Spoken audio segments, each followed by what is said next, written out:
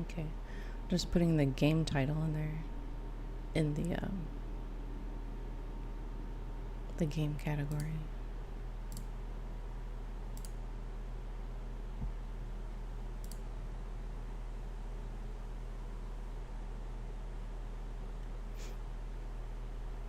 Okay, let me pop out my chat.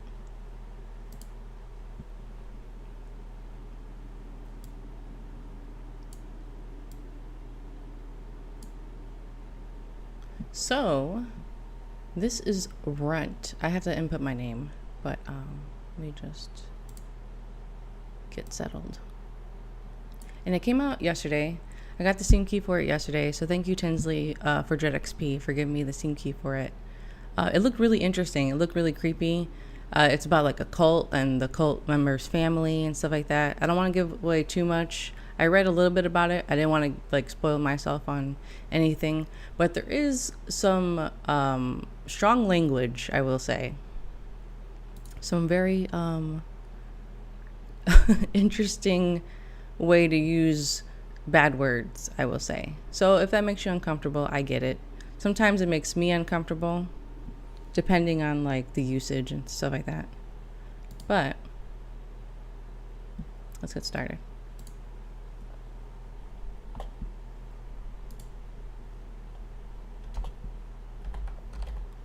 I assume I'm gonna be named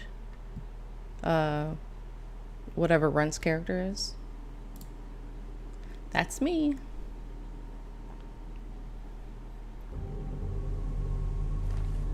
So this is kind of cool because it's like a mystery that we have to solve, but we only have 5 days to solve it. So we're gonna go around talking to all our family members, trying to gauge what's happening, like who could have done it, and also the people in the town. So I think the settings are okay. Warning, within this game there are depictions of physical and emotional abuse, animal death, gore, blood, body horror, verbal homophobia. Yeah, it's a lot of like verbal stuff. So I'm gonna have to read it out loud, and I may or may not read it out loud depending on what it is, because I don't want to like offend anybody. But it's just a game. It's just for the context of the game. So if any of this makes you uncomfortable, I understand. And I will try not to say as much as it might want me to. But let's start. And if anybody's in chat and they want to decide anything, feel free to pop in chat and be like, hey, pick this. Let's see what this does. Let's see what happens if you say this, you know? I'm totally fine with that. But for now, if there's nobody there, I'm gonna pick whatever I choose. It's time for you to read it. He left it for you. Composition. My memoirs. He rewrote it a lot. Kept all it in. So even if it seems to stop and start, just keep going. Runt. That's what it says. Okay, I'll read it. All the way to the end.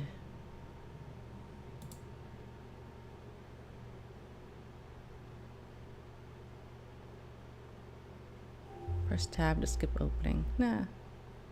Hold down spacebar to fast forward through dialogue. Dialogue choices cannot be skipped while fast forwarding. Oh, that's nice.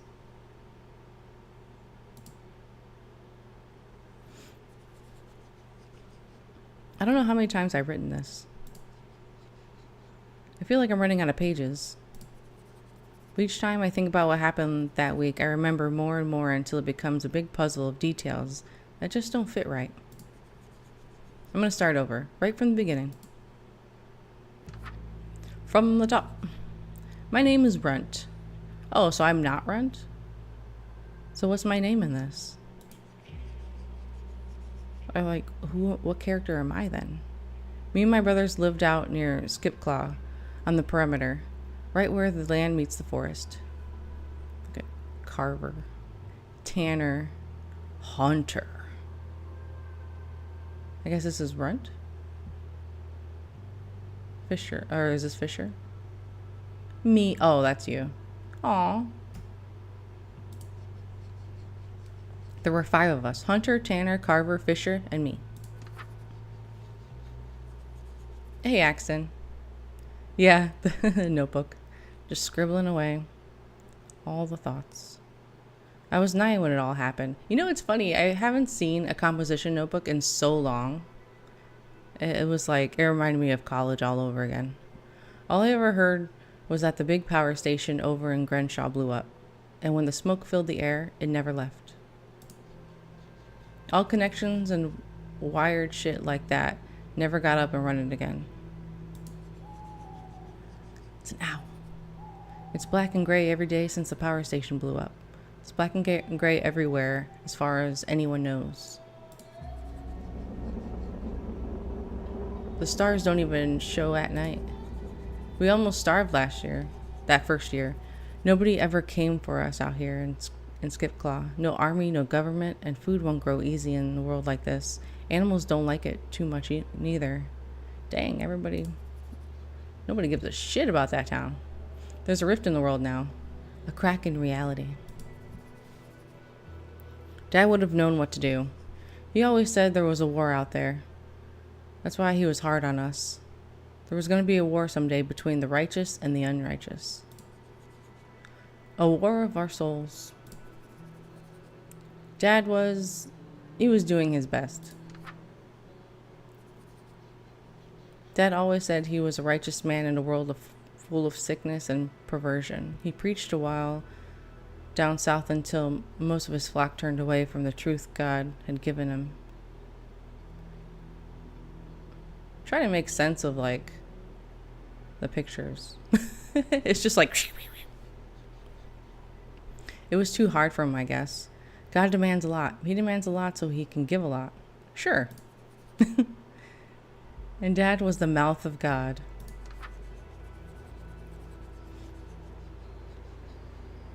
He could whip a crowd into a frenzy like nothing, cry and drop into the floor and speaking in tongues the way God wanted him to show him that he was there and he was real, and Dad was the mouth of God. It was too much for those little faith. Dad left, taking a bit of land on the outskirts of Skipclaw, where he was going to prepare us for the war and the end of time. Oh gosh. He started saying he didn't need the town. We were better off without the world. Goodbye, world. Hello, chickens. Georgie. What is that? Nanny? Nammy? He said evil came in through the radio and the TV stations and the bags of chicken feed and the starters, potatoes, and the seeds and all the friends we've made. All we really needed was each other and our faith. That's so weird. The bags of chicken feed. Evil! If things were hard, God wanted them to be hard. If we were unhappy, it's because we weren't right with God, because we had tainted the earth with our sins. Dad did what he could, but he wasn't trained to run our little outpost at the edge of the wilderness. He had been in juvie warden during seminary. He picked up a few things, knew a few guys who built us a bunker and filled it with enough rations to keep us going for a few years. Everything else we had was books, copies and copies and copies of Dad's teachings he had printed on his own dime. His own fucking dime, he used to say. Red in the face because no one wanted them. Because no one was ready to open their hearts to God enough to buy one. Yes, this is about cultists. Those were the first things I ever learned to read. I didn't even know picture books were a thing till I was too old to read them. Aww.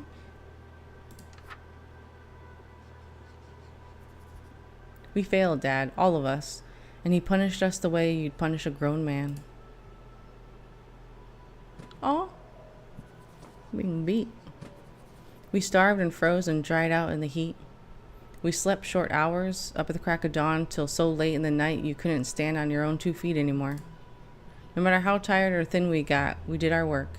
We had to survive the tests, the never-ending tests. And then Dad got sick.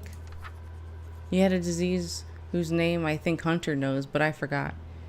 He needed shots. When the world went up in a bunch of black smoke, all the medicine went with it. Guess that's him laying in bed.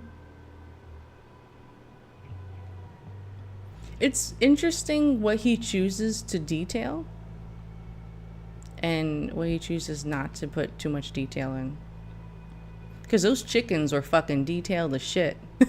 But then it's like, what is this over here? You love those chickens, man. Not that Dad had believed in any of it before. He couldn't really even trust what the government was doing. But the medicine he needed, somehow he found some, and he took it religiously. And when we ran out, that was it.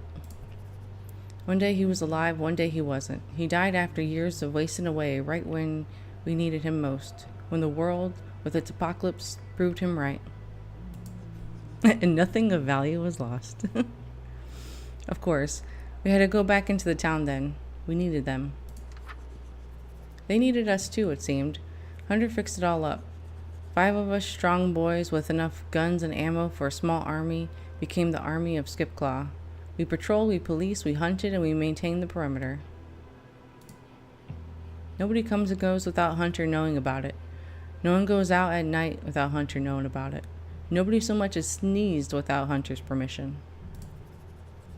Hunter's word was law.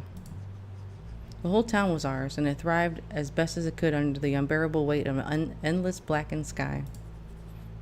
Would Dad be proud? No, probably not. I guess it doesn't matter now. Dad was gone. Mom died giving birth to me, and none of us knew what to feel. Dang. I mean, 5 kids, that's a lot. Popping out? Nope. We're on our own. It was 5 years to the day of his death when everything changed. All because of what we saw in the church.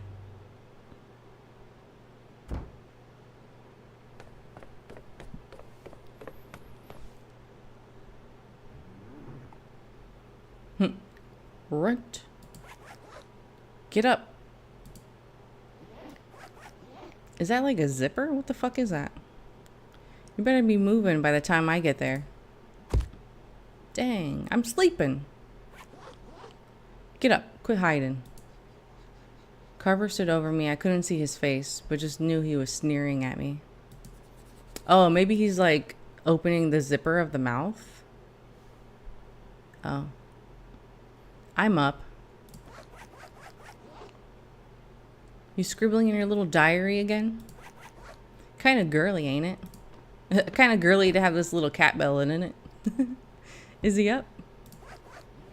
He's up, writing in his damn little book again. Oh, that looks cool. Dang, I would rather have like this mask going on. I'm not sure what the whole gimp suit thing is over here going on. You ready to go, Runt? No lollygagging now. I said I was up. Oh, we back talking now? Oh, we back talking. Carver, we don't have time. It's not my fault we're late. Runt been hiding from us again. Wait, what is that? Is that like a prod? You can't sniff me out anymore under that thing. Don't you get lippy with me. I'll fucking knock you upside the head. Fucking throw your bed out the pond, you hear me? Dang. I'm surprised I have a bed. Tanner. What are you all squabbing about? What's going on here? What is going on here? Look at all these knives. Whatever this is. I don't even know what this is.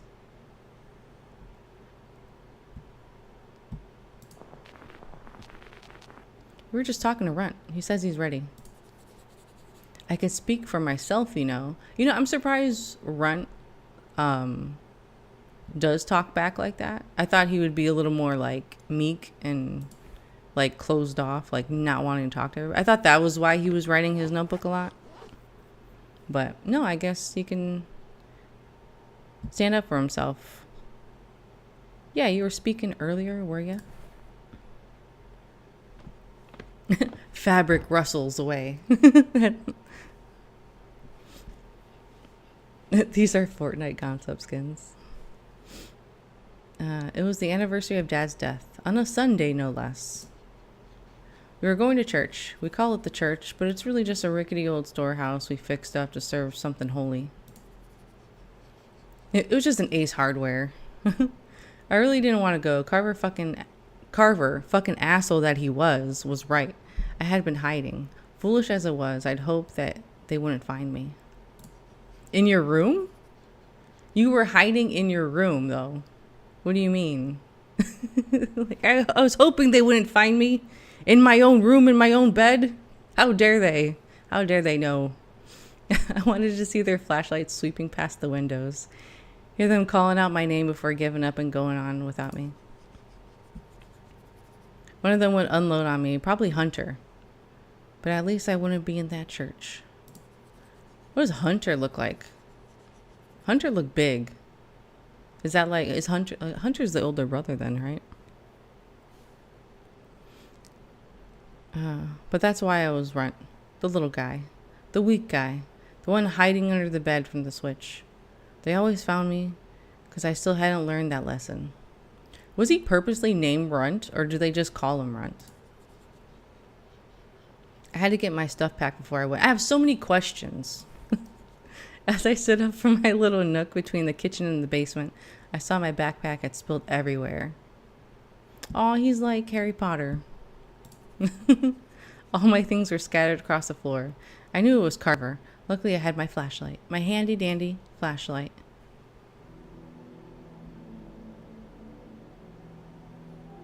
Collecting items. To pick up items, search the environment with your flashlight. You'll often need to dig through a lot of trash or clutter to find exactly what you need. When you find what you're looking for, click on it, add it to your bag. Oh, it is like, what's that one game that... Oh. Runt. Hey, that's mine. I can't pick up this money? Oh, okay.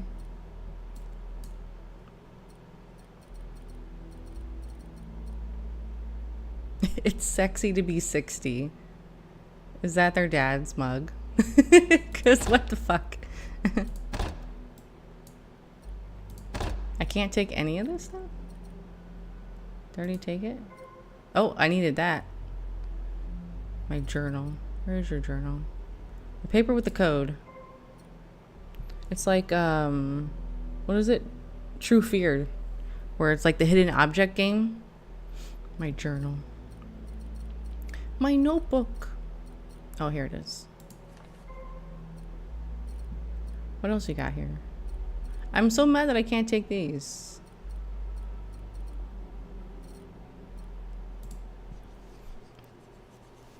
I had to sort my shit out. Make sure it was all in the best spot to grab. Remember checking my bag.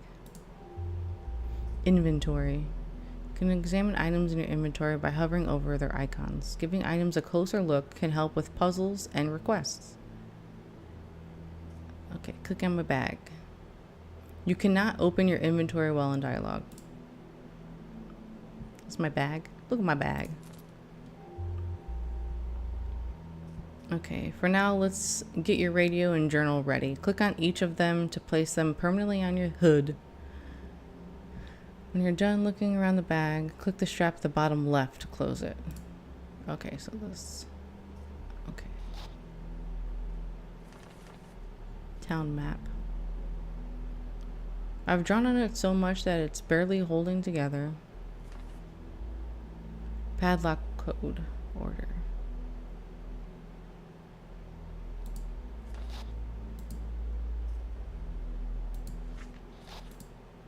Oh, it won't even let you. I'm like, I wonder if it'll let you click on something you don't need right now. It doesn't let you. Okay. Let's exit. Sunday.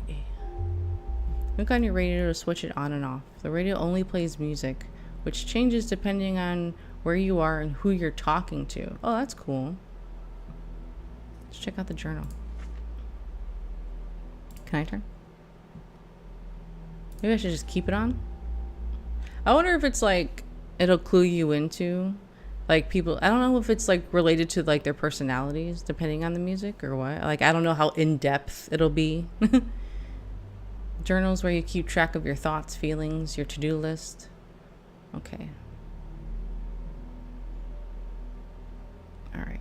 Scribbled notes on your changing feelings and your to-do list can both be found on the Me page, while the rest of the journal contains everything else. Whenever you see a red swirl in the upper right-hand corner of the screen, something important has been added to your journal. You can only check your journal after conversations. It would be rude to open it when you're talking to someone. I don't think he would care, would he? Below your Me page is your mind map. This mind map will automatically collect and connect key pieces of info during conversations and display how they relate to each other, if at all. You'll get a new mind map each day to help keep track of evolving leads as the week progresses. Okay, so we have 5 days to figure out who done it. Who did it? Click on the hand on the bottom left to close your journal. Okay. Ain't much to do right now. Did my shift by myself today. Everyone had to prepare for Dad's, I don't know what you call it, funeral? It's like we reburying him over and over again. Beautiful. Oh, we need to head to the church to honor Dad. I hope it goes quick. Brothers. Tanner. Brother Tanner is the second oldest. Real quiet. Real hard to read. Follows Carver around like a dog. Though I don't understand why. Those two couldn't be more different if he tried. Tanner was blank on Saturday. He blank. As for why, blank. On the 5th day, blank. Questions. Okay, so I guess once we talk to more people, they'll be in here. Alright, the middle strayer. A mouthy asshole, always fighting, wisecracking, and trying to start shit. Hey, that is the middle child. I am a middle child. That is definitely my description. Likes making my life as miserable as possible. One day, I'll land a punch on this fucker, and it happened to me. Right in my stomach. Did it change anything? Nope. My brother Fisher's just a few years older than me. Whip smart and with an iron faith in Dad's teaching. I get the feeling that he don't like us too much, given how much time he spends at the hydro station. Okay. I dig this design. And Tanner's is pretty cool too. I'm not sure what's going on here. I don't know if that's like a weapon or if it's just like, I don't know.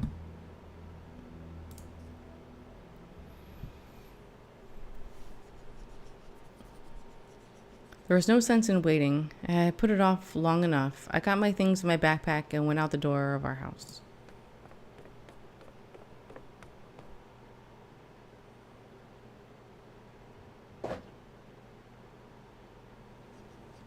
Everyone was waiting for me. For little old me? Shit. Took you long enough. You did this last year. What's your damn problem? What's your problem? I stayed silent. There wasn't anything I could say. No answer, no reason was ever enough. Cat's got his tongue like usual. Too good to be talking to us. By the way, you missed this, dipshit. Thank you. Carver tossed me a mirror compact. Fucking dickhead. He knew if I didn't have this, it'd be hard to be on my own. Smokes would swarm behind if I didn't check over my shoulder from time to time. Smokes. Could have killed me. Could have killed me and didn't care. We got everything? Waiting on Hunter now. He was scoping, making sure the path's clear. No outsiders come around today. The schedule was set. No patrol for any of us today. Except Runt. Should have done one. I had done one. Crack of dawn, shivering along the perimeter before the sun attempted its daily battle to break through the clouds. It was cruel of them to make me patrol in the early morning cold. A cough still crackled in my chest, left over from the wicked sickness that had plagued me all winter. Pneumonia? It had failed to kill me. You got the bronchitis. Probably why they put me on the patrol, hoping the cold would make my lungs seize up again, and it'd finish me off for good. Dang, that's fucked up. Was he being truthful? Did anyone see him? I tried being quiet. You think he's a liar, Carver? Well, he wasn't being real forthcoming earlier, was he? Bet he got halfway around the fence and took a load off under some sycamore. I tried to be quiet. Really, I did. Carver, don't be saying shit now. Come to think of it, he was also missing all yesterday. Oh, were you? Tell the truth, Runt. Was you jerking it under some bush? Oh my god. Dialogue. At key points in conversations throughout the game, you get to decide what Runt will say. Okay. Some of the dialogue choices will make you alter your personality and can change how certain characters react to you. Hints as to how your personality is shifting inside you as a result of your choices can be seen on the Me page in your journal. Alright. This is the choice. Oh, we get 3 choices. Please, Carver, not today. Check the log sheet. I ain't a flaker. Quit picking on me, you pussy-faced fuck. So if anybody wants to choose a dialogue, have at it. 1, 2, or 3, I guess.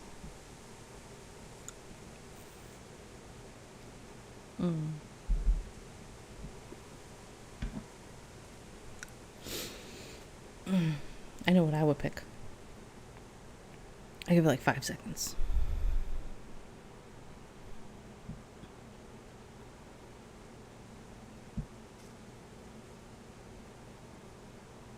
Nobody? I'm picking the middle. Check the log sheet. I ain't a flaker. Okay, I wonder what my personality changed to. Yeah, I'll be checking.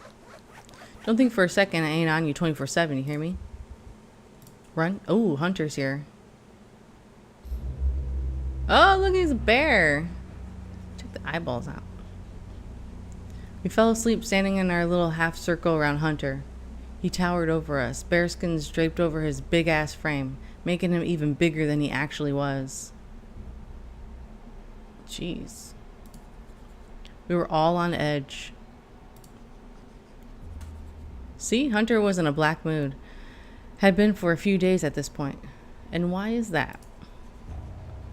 It was like the shadow that swallowed all the light around him, half hiding him against the prairie grass. You could feel it even before he got close to you, this horrible heaviness, muted only by the weight of his big old bearskin cloak.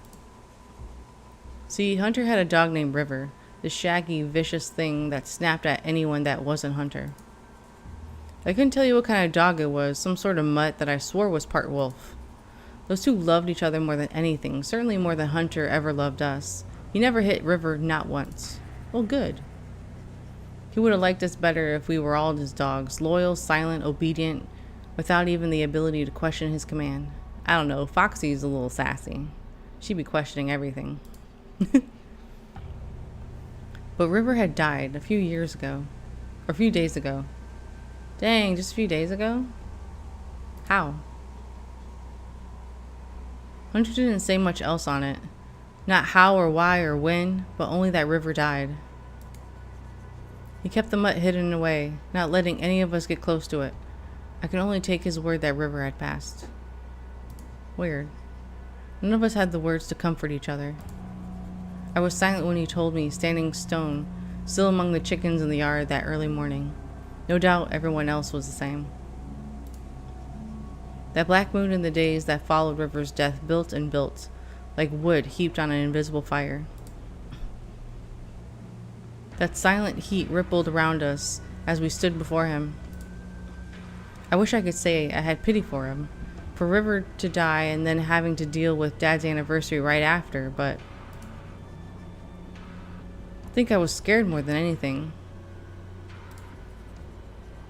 All this heat, it had to go somewhere.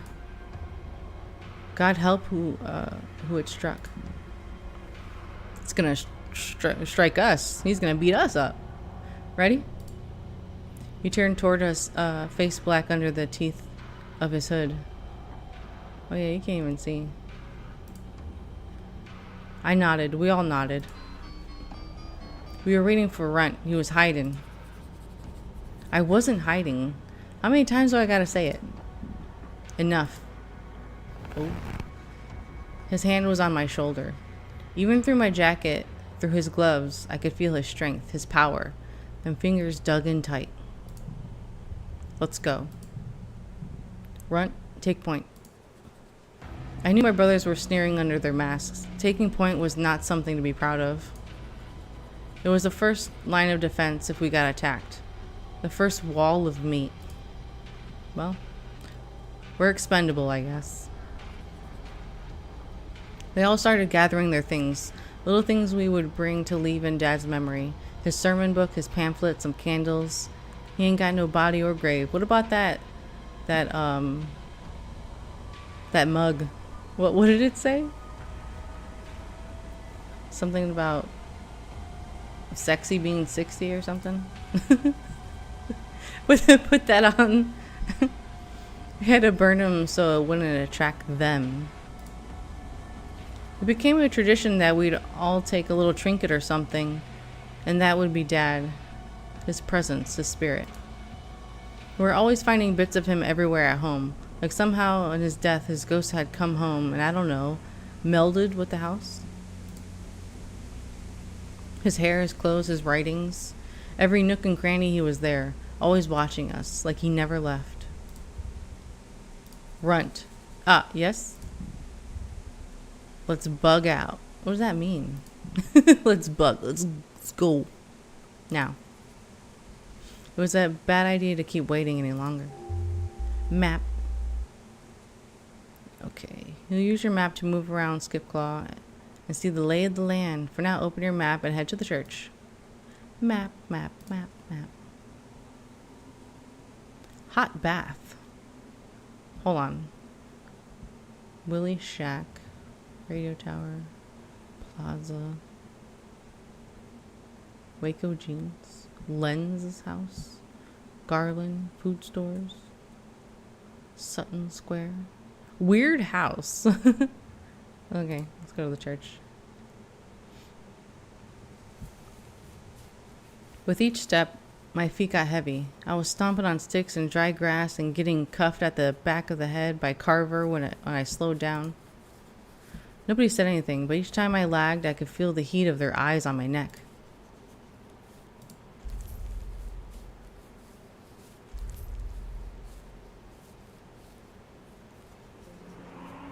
Hunter halted, raised a hand. Stop. Down.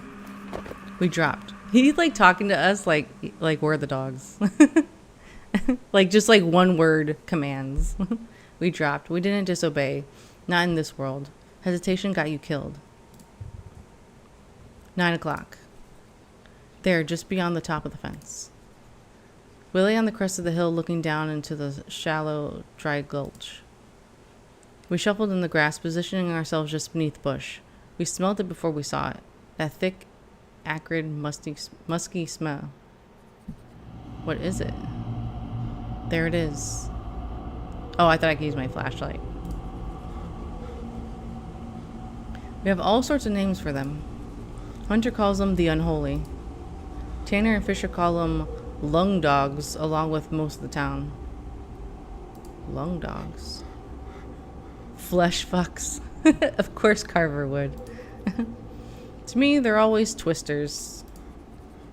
Why twisters? Well, how else are you supposed to get the head off? Oh, geez. You'd always hear them if they were close. The big sacks pressing out air, wheezing and breathing and gurgling, sounding like death rattles. Even more than their breathing, I hate their eyes. How they never seem to blink. Even before I knew all they could do, I wanted to put a bullet in their skulls, just for those lids to finally drop and quit staring at me. They appeared after the blackout, pouring in from some unknown place, for some unknown purpose, something more than animal, less than human. We had our rifles, but they had the dark. The never-ending dark.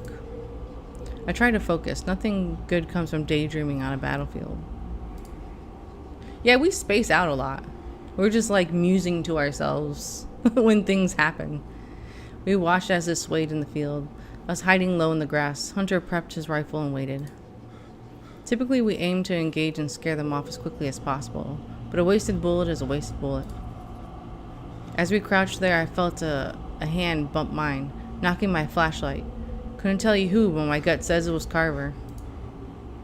I couldn't move quick enough. My flashlight blasted on, over the fence and out across the field. Oh. Who fucking... Stop talking. We held still that Hunter's heavy command. I'll beat the shit out of you if you so much as breathe tone. I was all too familiar with. The beam caught the twister as it tore and mawed at some creature. We watched, unable to look away. The sound carried over the prairie, wet and sinewy, and echoed in the cold. In the dark grass, I felt a firm hand paw around towards mine. I took my flashlight and flicked it off. As it did, the sound of the beam powering off crackled to the night. The twister looked up. I guess it was a bad idea to turn it off.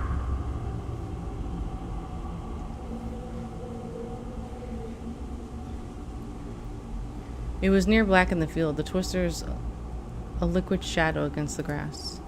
Maybe it would have been better just to keep the light on. Hunter lifted his gun. I wish I had a choice. Hunter lifted his gun. The twister twitched.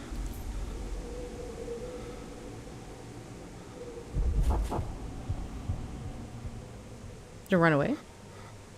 And disappeared. Quick as it came. Oh, that's not good. We waited, breathing low against the swaying grass. When it didn't return, we slowly stood up and kept on. A jab in my back from someone's gun urged me back to the front. Oh, did I move, like, back? Was I too scared? It felt like I was marching to my doom. Which, if I think on it, I guess I was. I never got over how the church looked at night.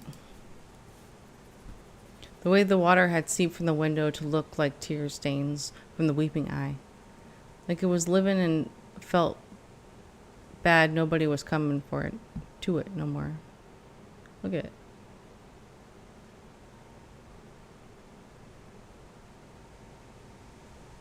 Okay, I thought maybe we would see the thing in like the background or something. The twister, I guess. After Dad passed service load, nobody could take on his work. Nobody had his speech, his tongue, his way of moving.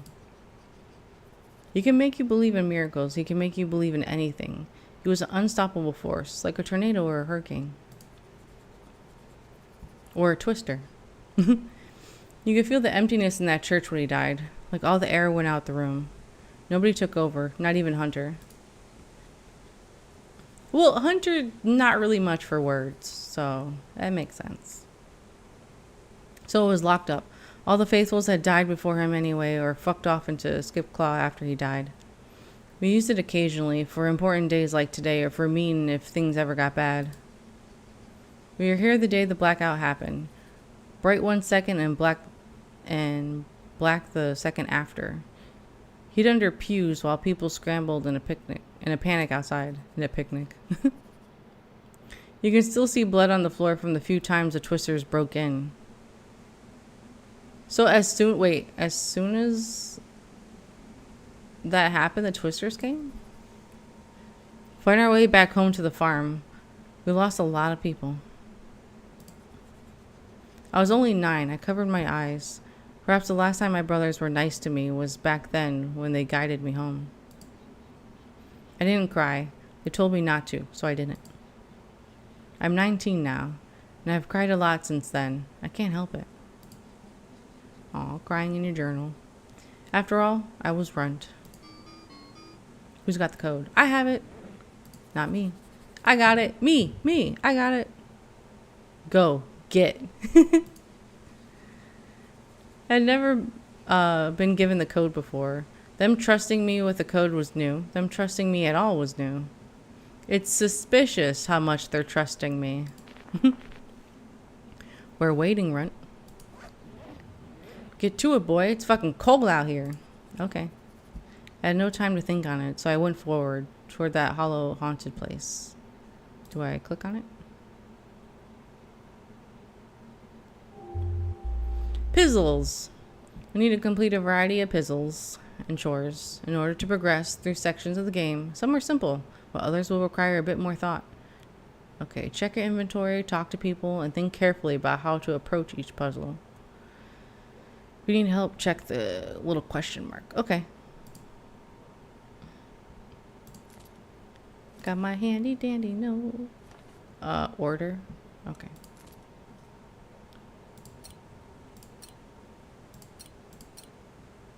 That's a D. Oh, that's okay. That's as far as it goes up.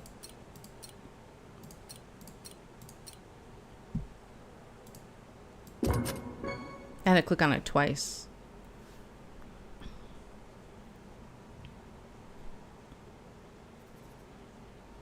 Once the lock opened, I felt a darkness pass through me. I hadn't even cracked the door open yet, but something strange and cold was seeping out from underneath the door. Well, time to go home. That was nice. It wasn't a draft or like wind or anything, but just something. Something evil. Evil! My brothers always said I was too sensitive, too soft. They called me girly and weak and flighty. But if I had known what was beyond those doors and how it would change our lives, I would have run. Then and there. Run and run and run and never look back. What's gonna happen? Can't see shit in here. The hell is this? I guess we'll find out. Well, quit bitching and get a candle going. Smells funny in here. That inky black feeling only got thicker. You can smell through that? Smell? Wait, yeah, I smell it too now. What is that? Hush. We fell silent. My nerves were twitching like a guilty sinner. Light it up, boys.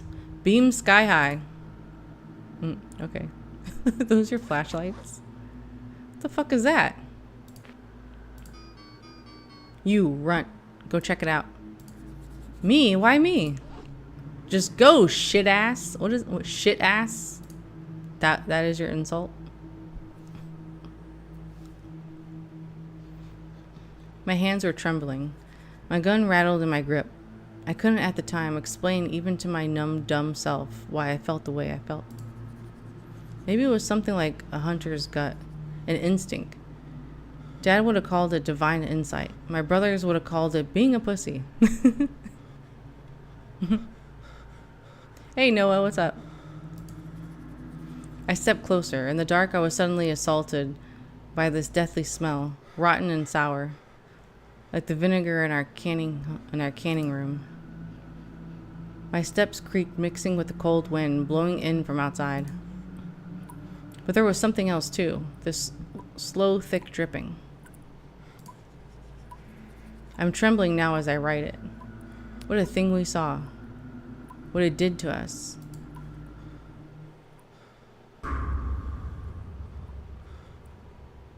What does that say? 5 days? What is that? Sausages? 5 days. We stood in stunned silence as each of us took in the message written in the odds and ends of dozens of creatures. Oh, it's like intestines and stuff. Sure.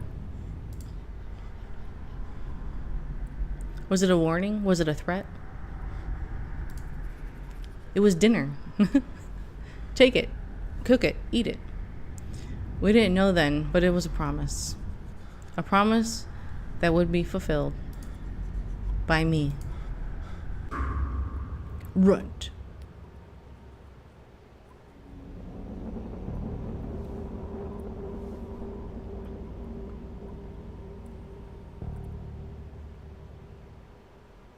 Okay. just keep moving.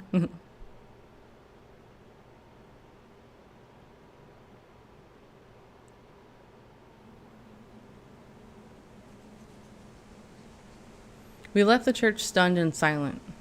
Hunter radiating the heat like a fire made out of hate. It was a violation, you see, an unholy mess made of the sacred day.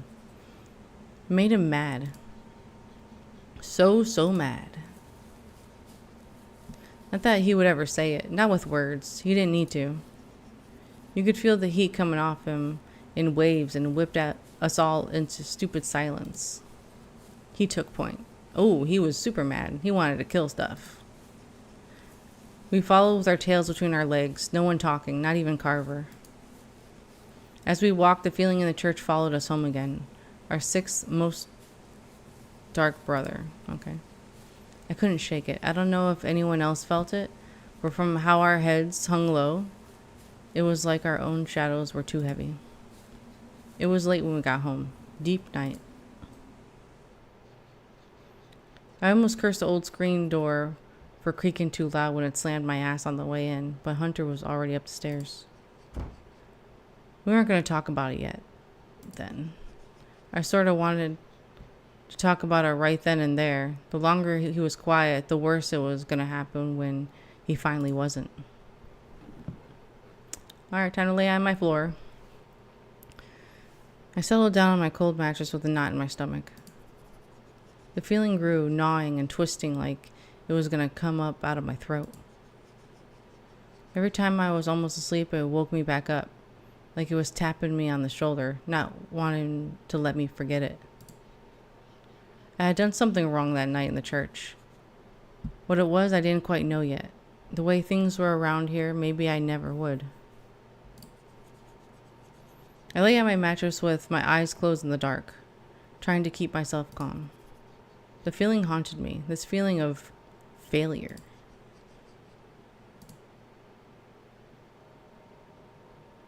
Day 1, Monday.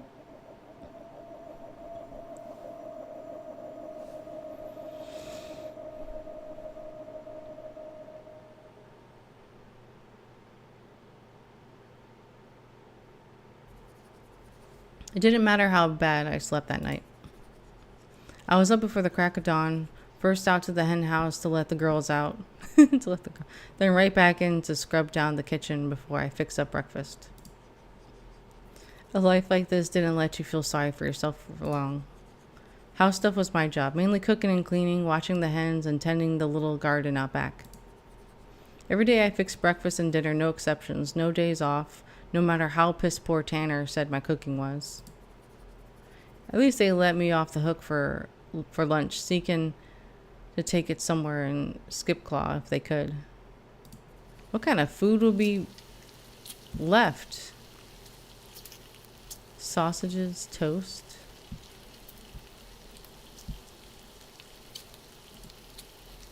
Butter and jam would keep them happy, keep their mouths full from talking to, and would it keep me happy too? I jabbed at the sausages sizzling in the pan. I could hear somebody getting up in another room, and that twisting feeling returned to my stomach like a gut punch. I hadn't felt this bad since Dad died, but I couldn't say nothing. Even if anyone else felt the same way, I couldn't say anything. Nobody would care. I set out plates, and just on time, as if they could hear the clunking, everyone shuffled to the room.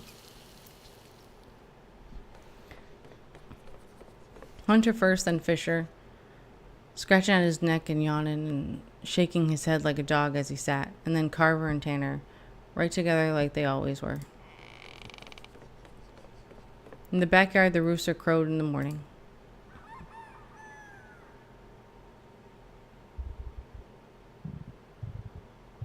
Hunter is saying this. Lord our God, we come to you as unservant sinners, with thanks for the bounty you have seen fit to put upon our table. Keep your hand heavy upon us as you lead us through the trials of this earth and form us into soldiers of your will. Amen. We were silent then, waiting for Hunter to speak more, but he just pulled his hands back, picked up his fork, and started eating. He's going to eat through that? We followed suit, and once all our mouths were stuffed, we finally spoke. How does this guy eat? Who did it? Who done it? He looked around at us. You couldn't see his eyes, but you could feel him boring into you from under the teeth of his mask. Yeah, how did they get in if it's locked up with a code? Does the code ever change? Did what? Ow. Oh, Carver jumped high enough in his seat to clatter all the plates on the table. I saw why. Tanner had stepped on his foot under the table. What do you think, genius? We didn't do nothing. We wouldn't do that, Dad. You mean the thing in the church? Hell no, we ain't got time to be pulling shit like that. Are you fucking crazy? Carver, baffled as he always was by Hunter trying to chastise him, had his hands up, fork still gripped in one. Fisher wiped a sweaty palm on his dirty pant leg. Tanner stared at Carver, then back at Hunter. Someone must be punished. You mean killed? Ain't it a bit much to kill someone over this? Ooh. Hunter turned and clamped his hand over the back of Tanner's neck. He leaned in, pulling Tanner's head down and close so he could speak right in his ear. His voice was hot and low. You want them unpunished? Is that the message you wish to send for the defamation of our church? The mockery of our day of mourning? You don't want us to do nothing? It's all fucking right to do that to us? Is that what you want to say to them? I knew that hand, how hard it could squeeze. It was like a vice. 5 seconds in and you weren't sure if he was gonna start snapping bones. Tanner bore it, silent, didn't move a muscle. Ooh. Do I want to say anything? I mean, they're being jerks to me. If anybody's in chat and they want to choose, let them go or do nothing.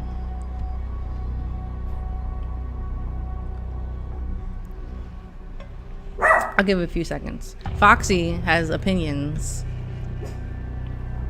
Foxy, what should we do?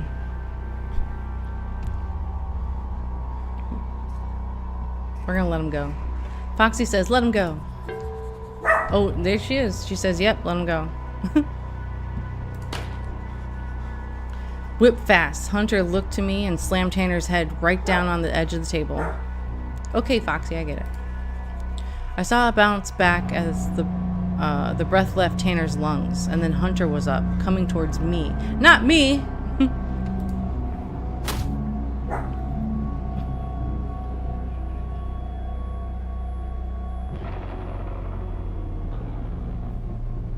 The hell's happening? Oh, I saw white before the pain knocked into me. A quick 1-2, Hunter's fists against my jaw and the counter banging into my head. Oh shit. I was on the floor before I knew it. Instinctively, I curled up, arms over my throbbing head. Fucking tell me what to do again, Runt. I stayed as quiet and as still as possible. Who's fucking in charge here? Dang, sir. I call him sir. You are, sir. And what does that mean? I keep my fucking mouth shut, sir. Nothing from Hunter but the soft scrape of his shoes over the linoleum. My stomach tightened at the sound, muscles bracing for one of his feet to come slamming into my ribs, but his steps receded. Dang, I got knocked the fuck out. He sat down. I got up slowly, rearranging my mask on my face, and stood tight against the back counter. He's right.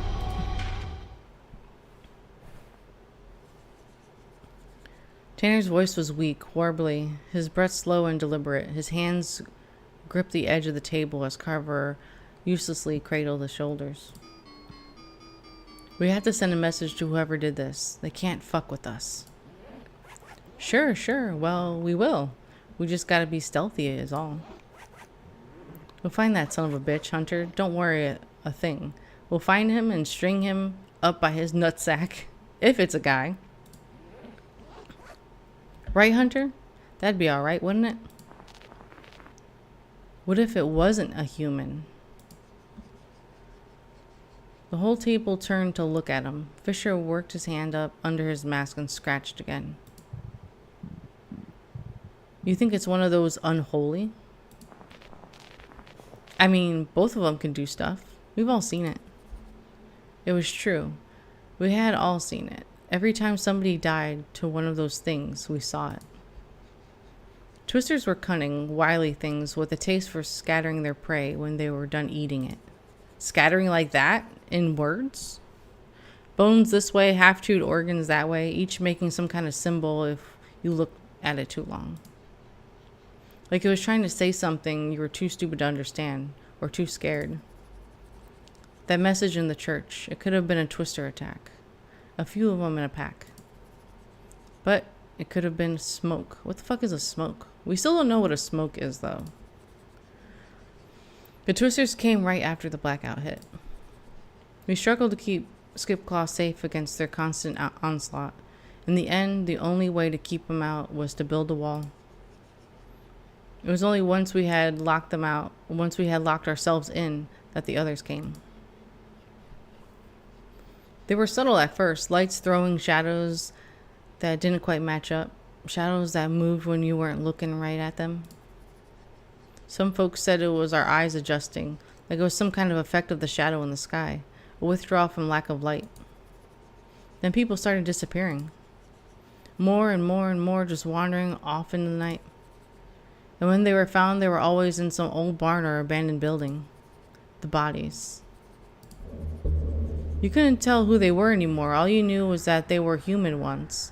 They were a person once. Dang, they looked like they were drained. They had none of the telltale marks of twisters who tore and dragged their prey through the dirt like they were writing some kind of mad, bloody poetry. This was something new, something that killed in a way we'd never seen before. Now they were just corpses, curled up like dead bugs, skin and faces dried to paper like old corn husks.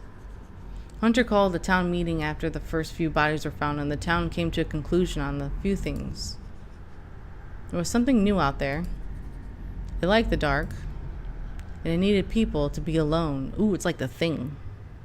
Gotta get you by yourself. After that, we paired up, kept flashlights on us, much as we could to ward off the darkness, but it's always dark now. And you can't be with someone else around the clock nonstop, even if you like them a lot. Even if you like them a lot. Our bathhouse guy disappeared, then a farmhand a week later, and then little Sarah, daughter of the Adams, got attacked. She was playing alone in her house, making these little masks out of paper. We got one of those spit storms, like a rainstorm, but the rain hits too hard, and the lights started flickering bad. She said she put on one of the masks she was wearing so she'd feel braver, and went looking for her parents, off in some part of the house. That's when the smokes came. According to Sarah, they didn't know what to do with her. It's like they were confused, didn't quite know what to make of something human-shaped, but without a face of one. So they left, quickly as they came. Oh, is that why they wear those masks? So they won't get taken by, like, this... by those? Sarah's dinky little paper mask saved her, let her escape into her parents' arms. That's why we wear them now. As long as we're out of the dark, as long as we're not alone, as long as we hide our faces, the smokes can't get us. Funny, this life. I felt like I'd seen my brother's masks more than I ever seen their faces. Some townies I'd only ever known through their masks. So they just wear them 24/7? Do they ever take it off? Because even when they're eating, they're still wearing them. Like, you would think, like, if all of you are together, it'd be okay. My mask was... Do I get to pick? I get to pick my mask.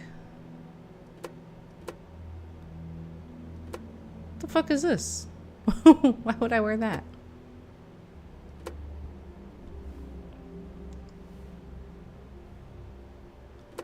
I'm going to choose this one because it looks kind of like Foxy. Oh, it is. Oh, okay. It's a fox. My fox mask. Or bird. I haven't decided. It's a fox. I've decided. Carver hates it. Says it's too close to his. But fuck him. Yeah, fuck Carver. But I ain't here or there.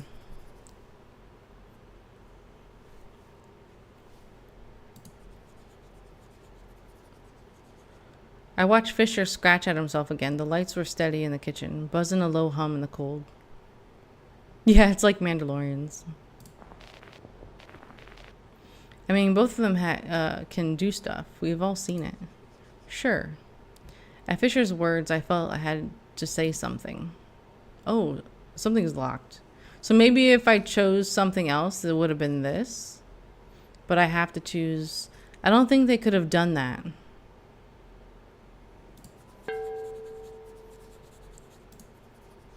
My words died in my mouth the second I said it. They all looked at me at once. I met each of their masks, staring at their vacant, blank eye holes. What? You got other ideas? You ain't got shit. Come on, let's hear it. Might be funny.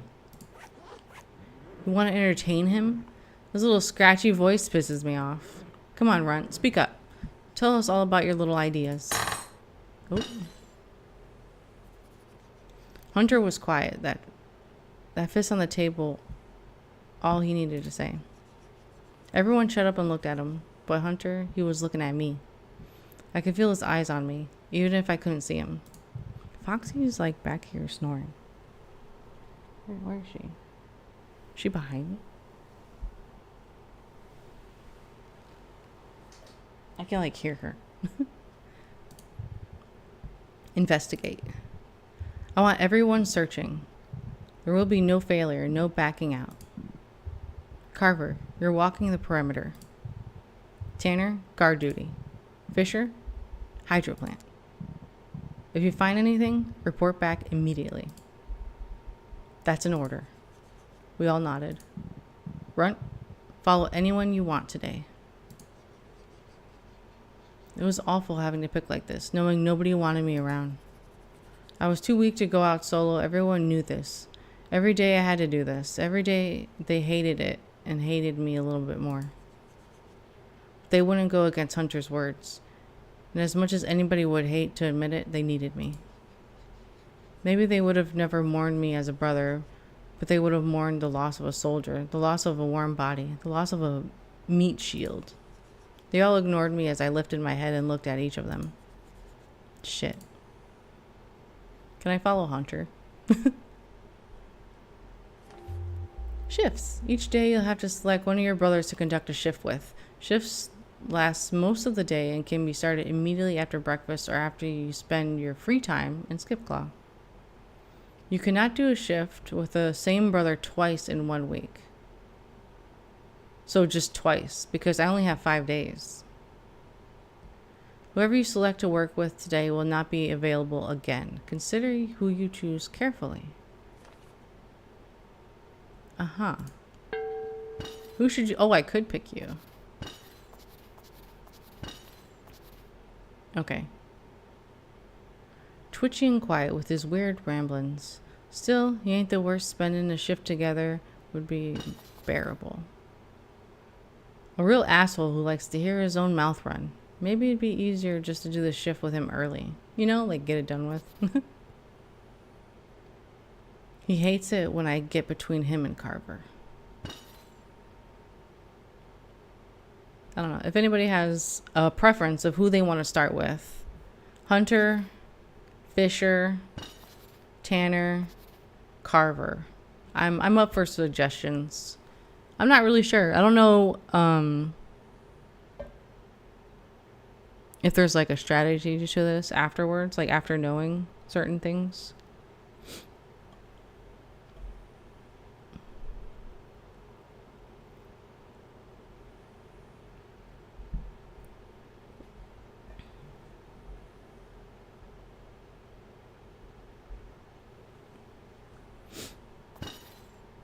Because I would say Hunter. I don't think he'll talk anyway.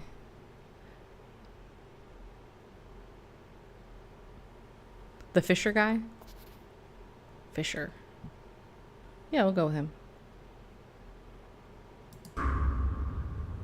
Fisher. Fisher was silent. He scratched under his beard again. The sound papery and dry in the air. He has a beard under there? Then it's settled. 2 rounds in the meantime, Runt. Meet after. I want you to talk to all the loners. Anybody who lives alone or spends most of their shifts alone. On my own? You can handle it. It's time you started pulling your weight around here. It took a ton of effort not to drop my eyes to the plates of the table. Carver slammed the table and stood up out of his chair. You're sending that fuck out on his own? Why we gotta do our shifts while he's fucking around with his dick in his hand? Quit bitching unless you want Hunter to staple him to your ass for the week. Runt will be useful this way. Less heat on us for prying into those townies. Hunter kept his gaze on Carver until he sunk back in his chair with disgust. Runt? Yes, sir? You got that dairy girl? Wait, how do you say that? Cherilise?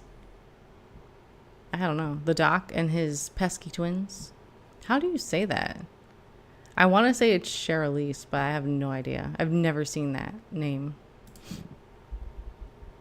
Also, that fucker Willie and that radio feller Red. You got 2 hours. Don't piss it away.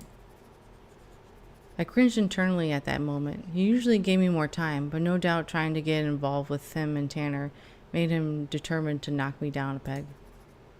He stood. They followed. Oh. Would I get more time if I didn't do what I did and stop him?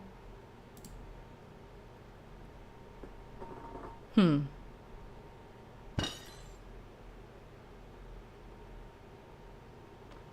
a lot of table slamming. I stayed to wash the dishes. With all the dishes done, it was time to head out. I opened my map and let my already tired eyes trace the paper, deciding where to go. Where did I start that day? Okay, so...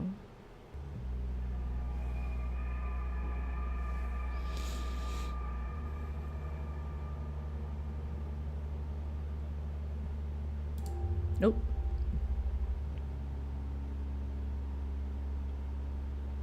Okay.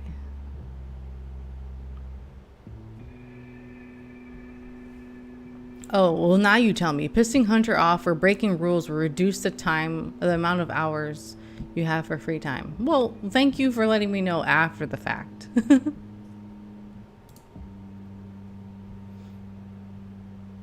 Visiting a location with someone present and having a conversation with them will take up 1 hour of your free time. So I can only do 2? I can only interact with 2 people? You visit a location with no one present. It will not take up any time, and you can explore that area for items. Oh. Remember, the things you do and the order you visit people can radically change what you can discover. Explore around and experiment. You might encounter entirely different days. If you're not sure where to head, check your journal. It may have leads or clues on where to go and what to do next. Okay. I actually want to look at my notebook. We can go to the Me tab. Okay. Oh, okay. I feel a bit more assertive lately. My dreams are only vague nightmares. People like me well enough. I've been flinching more. Can't help it. Probably because you're getting beat up. Yeah, it would have been nice to know before.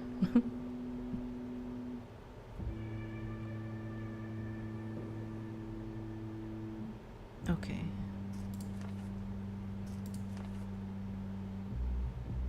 Oh, what does it say?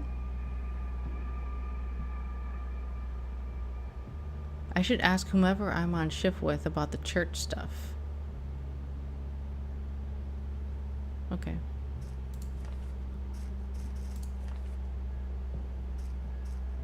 Okay, so some clues. Hunter's dog died recently, leaving him quite upset. Does anybody else have clues? Oh no, this is a clue.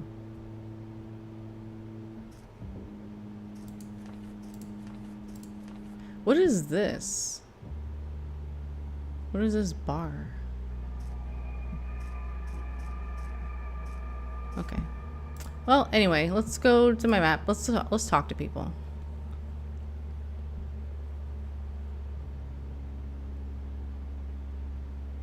Okay, let's go here. Let's go to the farm.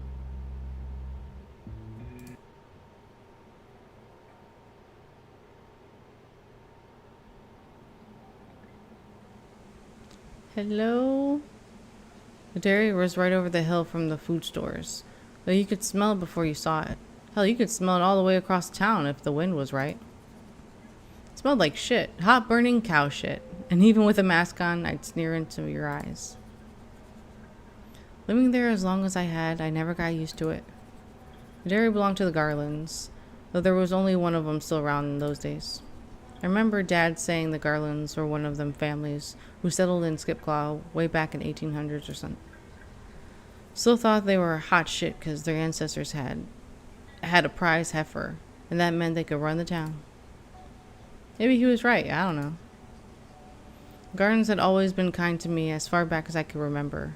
Hard workers, no nonsense types, who'd always wave back and smile when you hollered a hello. Generous people, even after the blackout.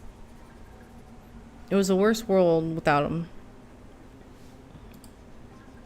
And it happened a few years ago after a real cold winter. Perhaps the worst day we'd had there since the blackout. Carver and Tanner were part of the group that had to carry out the bodies and hoist them over the fence. We couldn't hold burials for them, too risky with disease catching and medicine running low. I think that was the first time I'd really worried about how long we'd last in this world.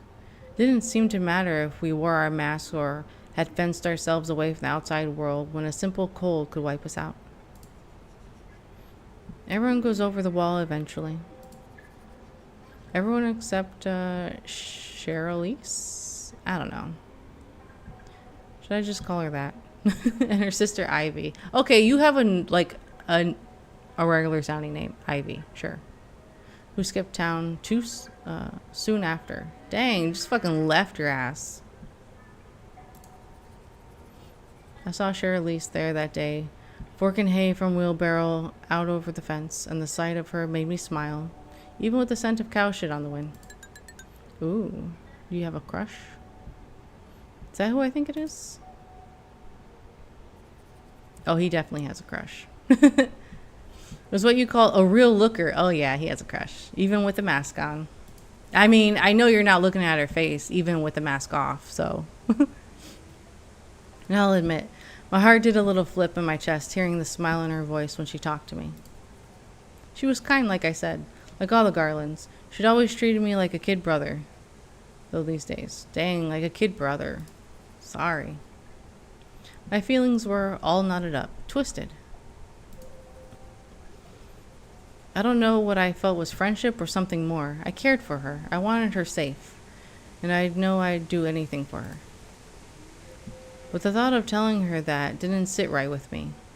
As if she needed any more stray or trouble. Morning, Miss Garland. You need any help with that hay? Miss Garland, come on, Runt. I'm only 25. And no, I'm just finishing up now. Oh, he likes the older ladies. Because he's 19, right? Kiddo, goddamn. Sorry, Runt. You don't have any chance. Been better, but I've been worse. She laughed at that and stuck her pitchfork into the soft earth, clapped the stray hay off her gloves, and swung her thick braid back over her shoulder. What's everybody doing at the farm after yesterday? I was surprised at first that she'd ask. How many people in the town actually remember Dad at all, let alone the day he died? But that was Cherylise. She was the type to always know what was going on. Not in a nosy way, but in a caring way. Is it? Or in a nefarious way? Like if you told her your birthday, she'd write it down on the spot and remember it forever. Well, we're all kind of... I pick up the handles of the wheelbarrow for her, and I struggle to think of what to say. Cherise wasn't that much older than me, and tough. It wasn't like I needed to hide the hard shit from her. God knows she dealt with plenty already. Well, with her family and bad years of stock and, you know, having to live in the world the way it is now. I just didn't want to add to that. It didn't feel right telling her that. Just like it didn't seem right to be telling her I wasn't a kid anymore. She deserved peace. She walked right next to me along the fence as the cows chewed hay and cud with a look on their face like they were bored of us before we even showed up. Oh, so I can either tell her that there was an incident that happened at the church or don't tell her anything. Interesting. If anybody wants to choose, I'll give some time. Should we tell her or no?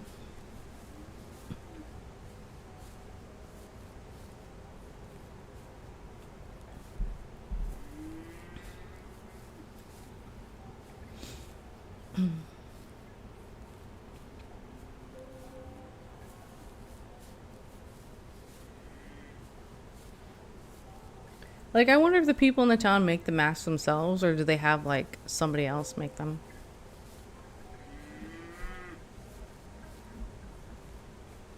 Tell her. There was an incident. Something happened. What happened? She was on edge. It was more than caring I heard in her voice. It was a real worry. Oh. Made me grit my teeth. I shouldn't have said anything, but I had to tell everything now. My gut churned and I recalled for her everything we saw yesterday. The blood, the guts, the words all across the black wall. Crooked and dripping flesh. I couldn't see her face, of course, but she stopped looking my way as I talked. By the time we reached the barn, her arms were crossed, her shoulders tight.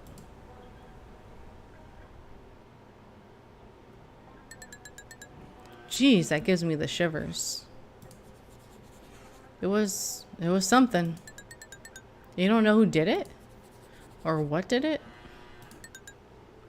What did it? You think one of those things did it? Did they really do that? I don't know. I don't know if they do that. Like, Runt is like hell-bent on no, those things can't do that. But me personally, I'm like, I don't fucking know. I don't have enough information on those things to know what they do. So it's kind of like a difficult choice. For the sake of it, I want to say I don't know. Because me personally, I truly don't know. Runt, I feel like Runt is more leaning towards no.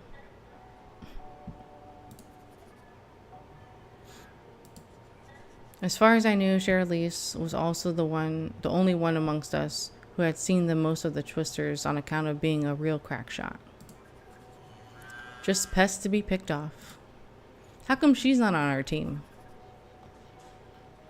But the thought of a pest being able to do something like that, it sent shivers down my spine all over again. As if the thought had just occurred to me for the first time right then. What are you planning to do? Quiet back there. I half shrugged. Investigating, I guess. I couldn't go on. Cherlise's head cocked. I don't like the idea of bothering you with this. Makes it seem like I've got it out for you, and I swear I don't. She laughed again, and it felt like a light had just turned on the darkness of the barn.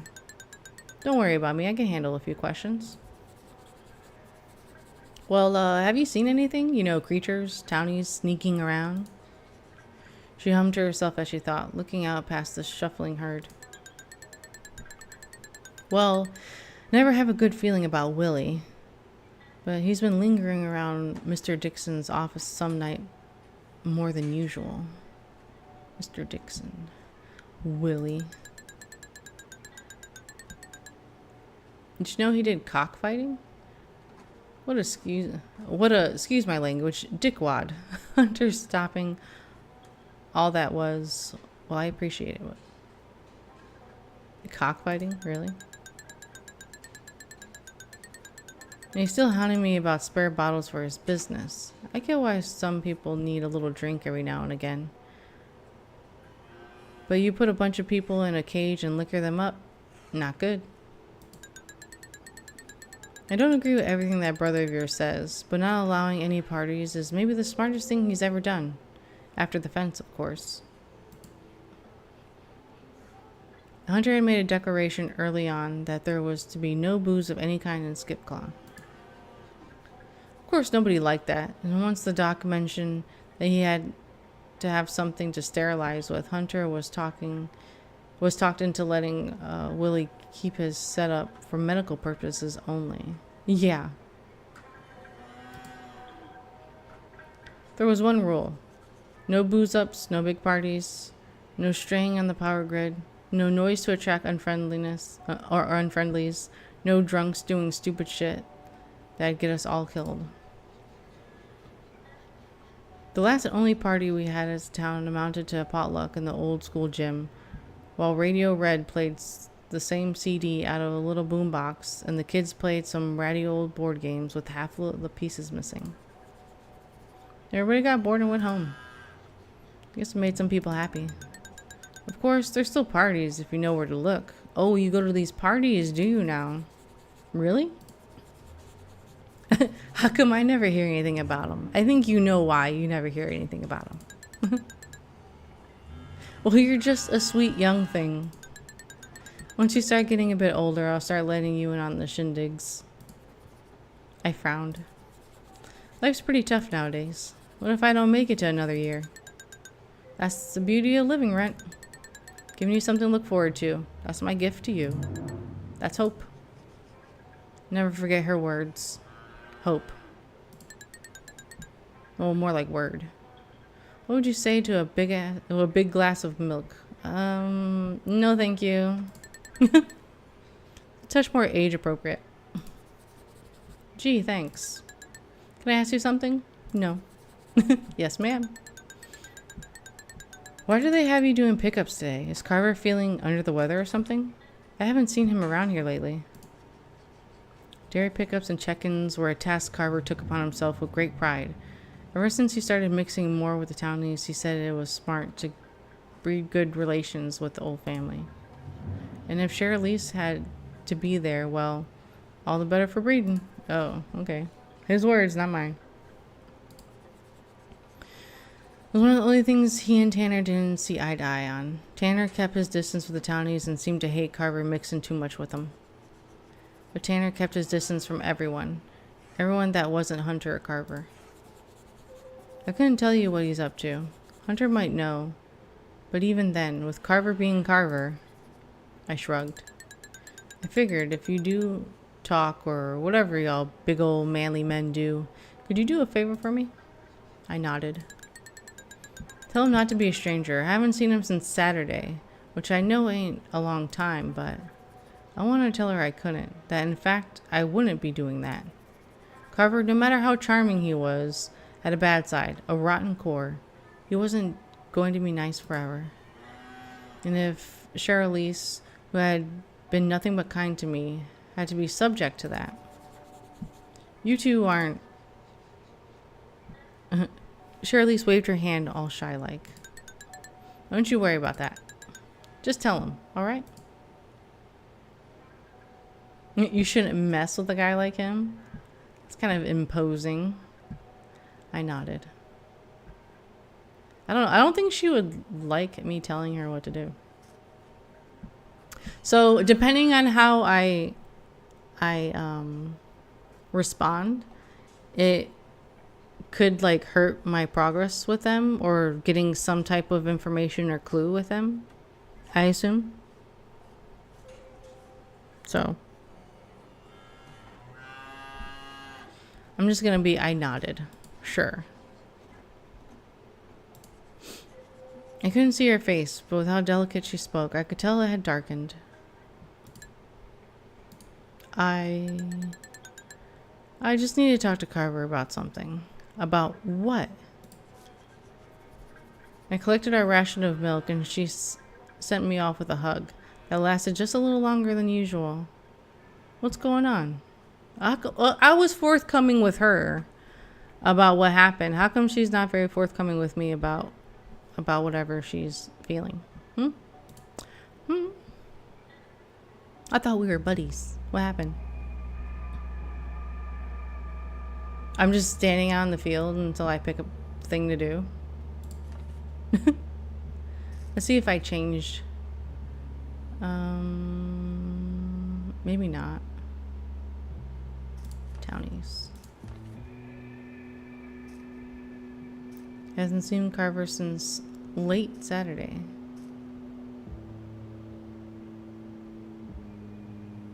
Missing from town movie night on Saturday night. What is this, though? What is this meter all about?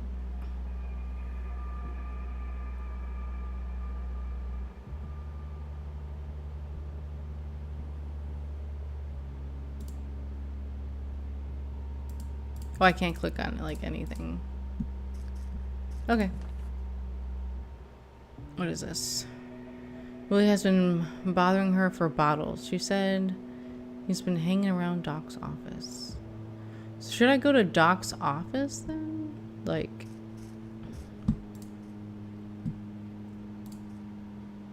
where is the office? There's Willie's shack. Doc's office. Maybe.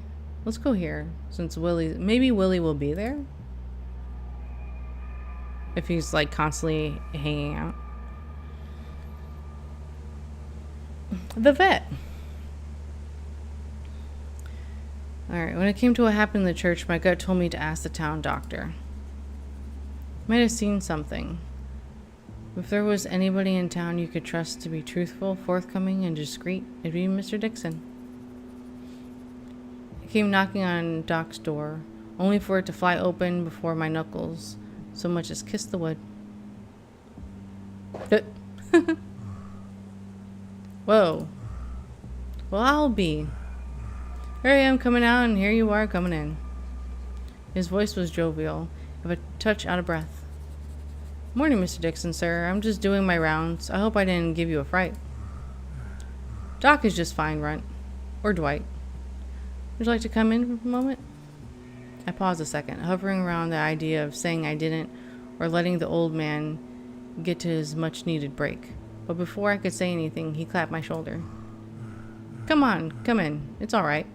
I can see you got something weighing you down.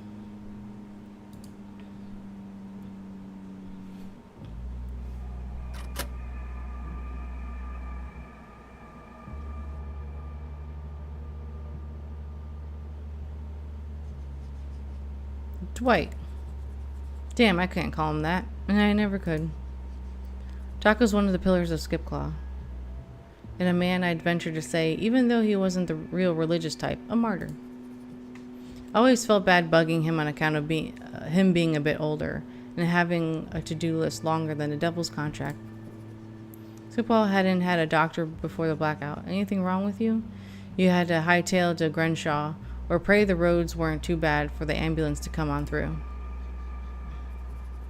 What we did have was Doc, a veterinarian specializing in whatever ails your cat or cow or equine beast.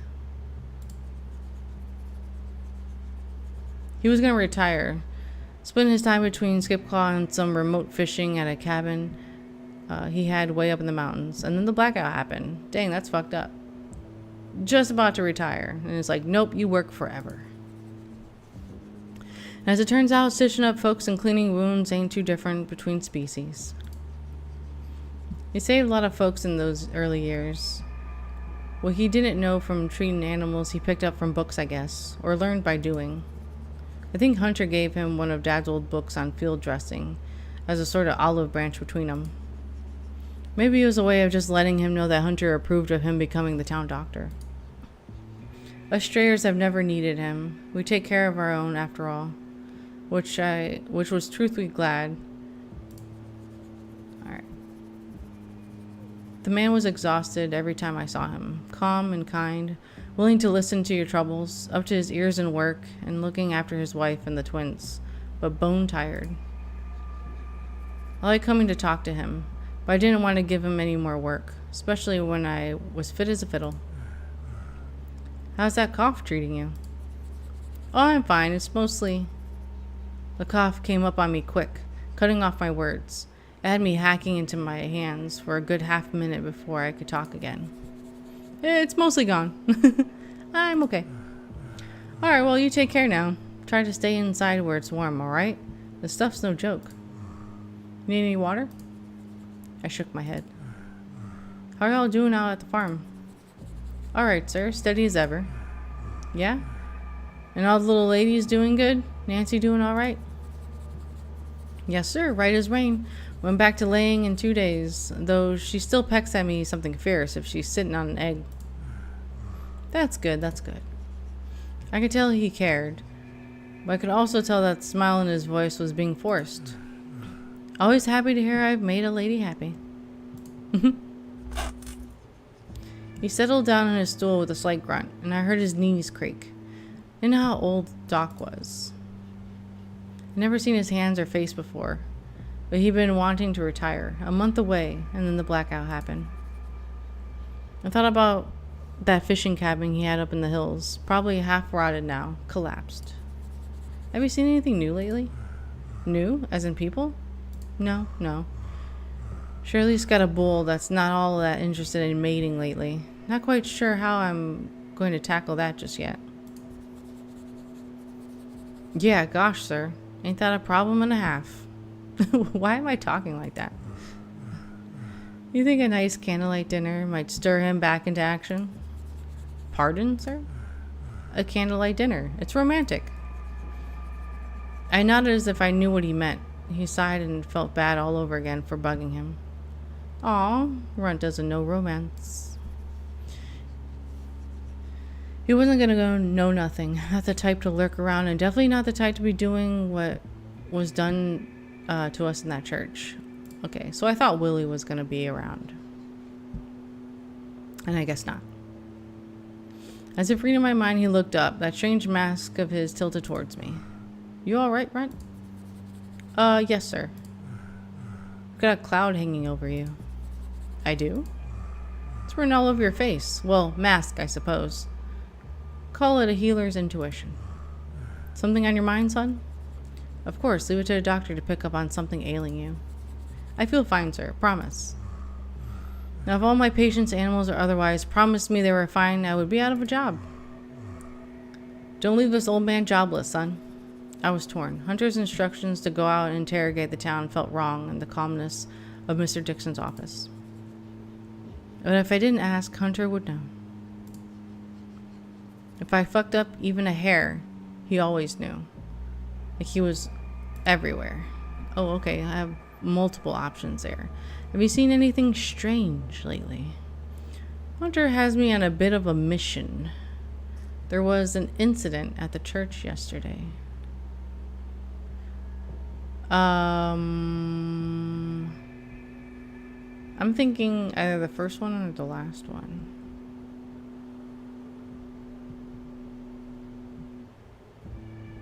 Let me see if because I don't know if he's going to like talk about Willie or anybody else. I'm just gonna be very vague and just be like, have you seen anything strange lately?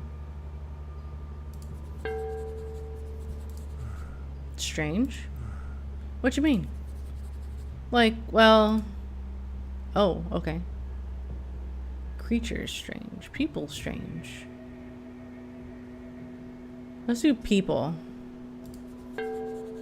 People strange. People strange? Well, I'm not sure. I'm not out dancing at the shindigs like I used to. I did have Red round here a few weeks ago with, well, I don't want to break doctor-patient confidentiality, but he didn't have anything odd or strange. Never really considered having to keep confidentiality before when I was just working with animals. Not sure a cow would be angry about me telling people about her bad about her bad teeth. Might want to ask the twins. They're always running around getting into people's business. Check the town center. They might know something. If ain't too much trouble, Runt, I do gotta get going. Under the hum of the office lights, we looked at each other, awkwardly staring at each other. Parents were awkward, mostly because we never knew if the next time you saw them, it would be their body you were pushing over the wall. Be real careful now. I nodded, letting myself out and back into the chill. Okay, so that's the 2 hours, right? Like, how would I know? Townies. Dock.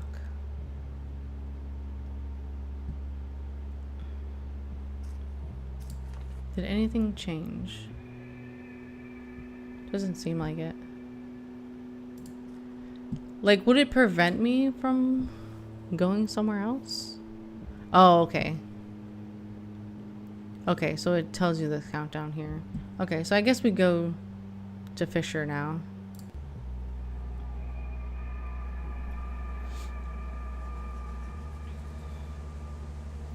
Skipclaw was a hell of a place to be withstanding an apocalypse.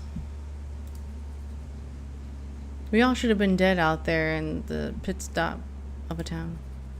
Abandoned at the end of 2-lane highway, half washed out with potholes. There wasn't any another town or a decent grocery store for miles. Dang, that's why wouldn't you just like leave though? Like everybody. Like how many people are in the town? Like realistically. Used to be a lumber town. The shit always hits the fan at some point. The mill shut down and everyone who had something of the place left, leaving just a handful of the old ranching families keeping it on the map. Yeah, why stay at all then? Then, as if they were trying to deliver Skipclaw a final killing blow, the government decided to cut Skipclaw off from the main grid.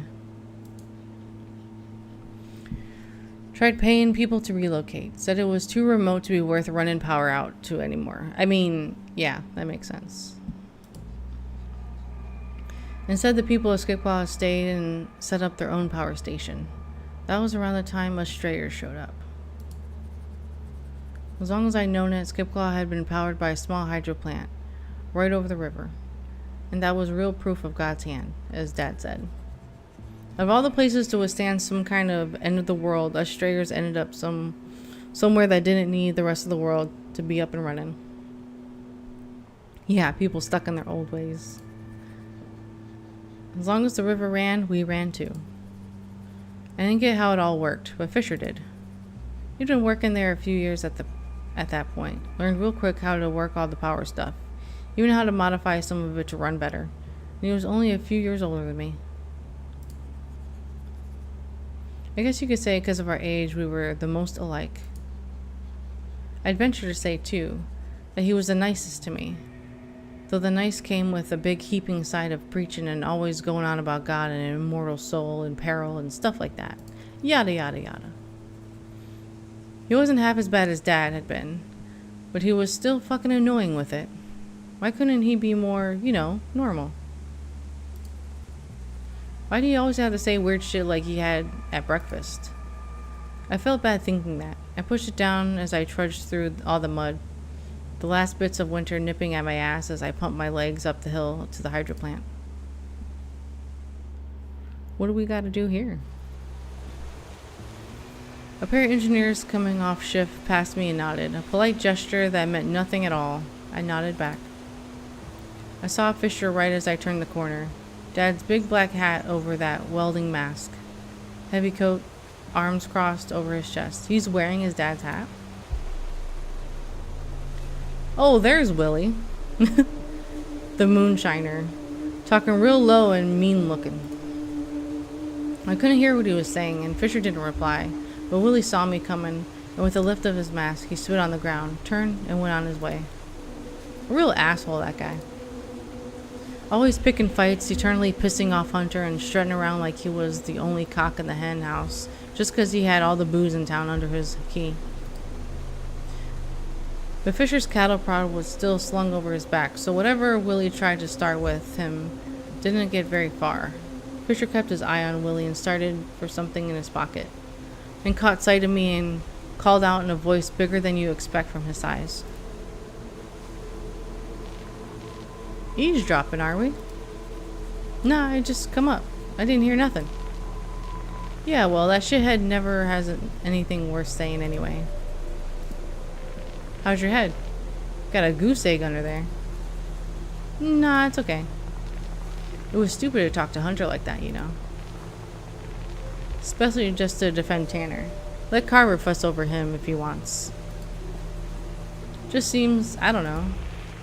You gotta stop asking for that shit. It's like you want Hunter to pummel you. You should know better by now. Alright, come on. You know the drill. Visitor's book. Then I'm making my checks. Sweep up if you get bored. Room's in the corner. With a jerk of his head, he turned and went through the chain link fence into the station. I didn't care much for the hydroplane on account of it being far away and weird, and dangerous looking, and always making some kind of god-awful noise. Screeching, whining, throwing, humming, blah blah. Blah blah blah blah blahing. I wasn't allowed to even think about touching a thing in there lest I get hit upside the head for fucking something up or causing a blackout and breaking equipment or some shit. So when Fisher was up doing his daily and hourly checks, I had to hang back, keep my hands to myself, and stay completely quiet. I dipped in the control room to sign my name in the visitor's book. Mandatory procedure for the station, though not many visitors came up here. I signed my name under the last entry, me from last week, and wrote down the date. Meter check was hourly. Fisher picked up his clipboard and I picked up my the push broom and started sweeping. Looking good. You tell Hunter we're all square here. Nothing to report. Thought there was a surge the other day, on Saturday. Surge? Nah, nothing in my logs. Not on my watch. Oh yeah, and Poltergeist 2. Yeah, that dude was creepy. That's probably what his father was. That's probably exactly what his father was like. Surges has been pretty common in the early days when the power was first working again, but the electricity had been sorted out real steady for the past few years. The whole city, including us on the outskirts, were on schedule, each allotted a certain amount of power every day. Surges weren't too common anymore, especially in steady weather, but I definitely saw one on Saturday. That, or was starting to see shit. I was pretty sure I wasn't seeing shit. There was a big one Saturday morning. Had to do all the dishes in candlelight. Maybe. Hell, I don't know. There's nothing in the logs here, so the source ain't here. But what? You heard any of the smoke rumors? I shook my head. Well, I don't know if I should be helping spread them or not, but some of the other workers here got a theory that it might be smokes causing the surges. A lot of them showing up at once and sucking all the energy out of the air, that kind of thing. Is that really possible? Dang, we're learning so many different things that they can do. Hell if I know.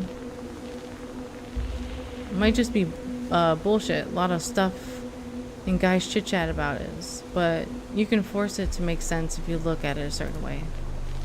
Like, we've all been wearing masks for so long that maybe we're starved and having to find new food. Electricity for food? Well, if they wanted tons of electricity, they'd come here, right? That's a fair point. Have there been any here? Not that I know of. Now there is talk of people seeing like ghosts around some of the abandoned buildings near the wall, but that shit ain't ghosts. Right, you think it's smokes? I mean, yeah, smokes like empty buildings. We all know that. We got all those buildings locked up for a reason. Let the smokes have them if they want them. I don't bear any relevance to anything, really. It's just fucking break room gossip. Maybe there's some smokes around than usual. And that's causing the surges. Could be, I guess. At this point, your guess is as good as mine. He said it casual, like it was nothing to him.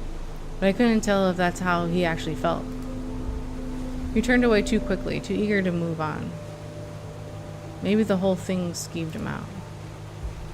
Fisher finished his final rounds of checks as I tapped the push broom out.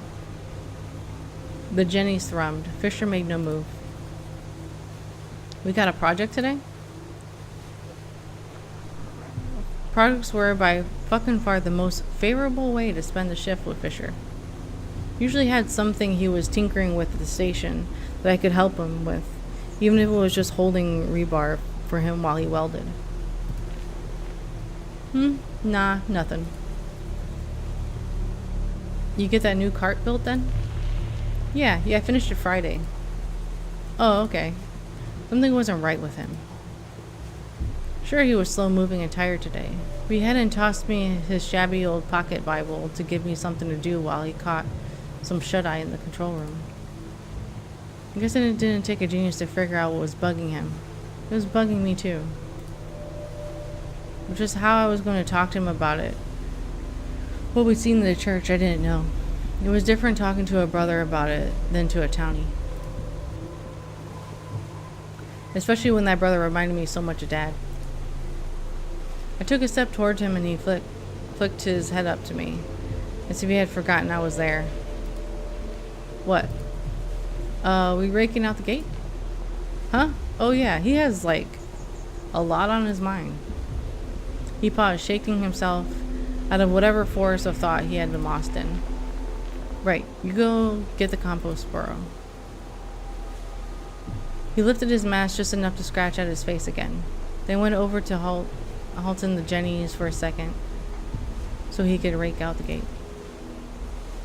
Slides away. Met him outside with the wheelbarrow. The gate over the river always caught weeds and plants and shit in it, sometimes dead fish, and had to be cleaned out at the start of every shift. I just want to look around.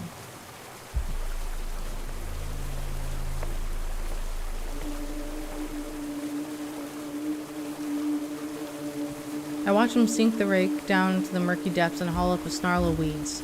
Not too much, not this time of year. It was still stunk.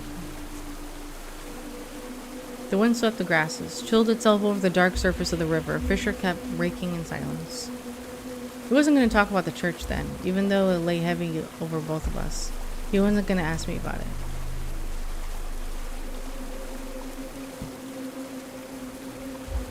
You know what? Yeah, let's talk about breakfast. Will you? Or will you be upset? What did you mean at breakfast? What did I mean at breakfast? He seemed offended. Yeah, I thought so. Ticked off by it, more than I would have thought he'd be.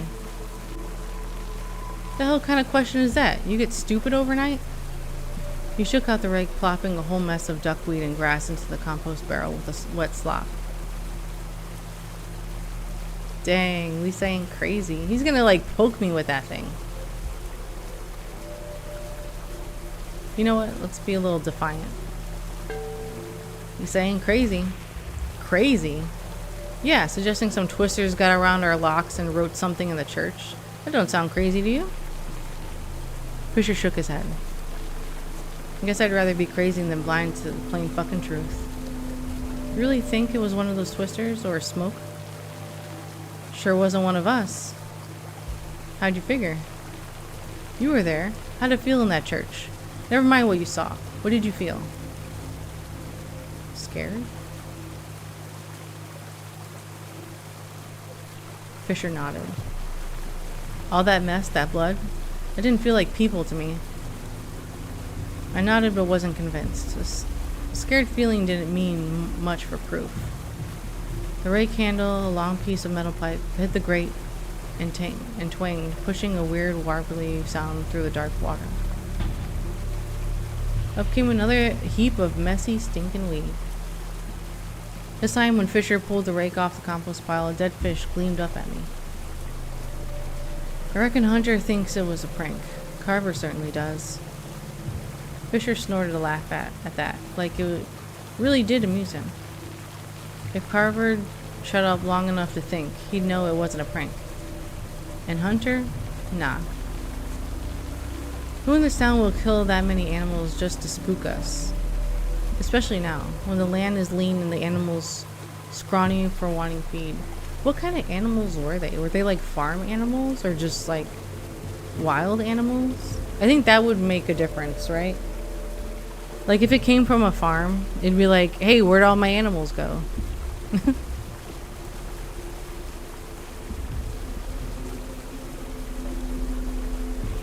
He had a point there. All that mess, it was wasteful.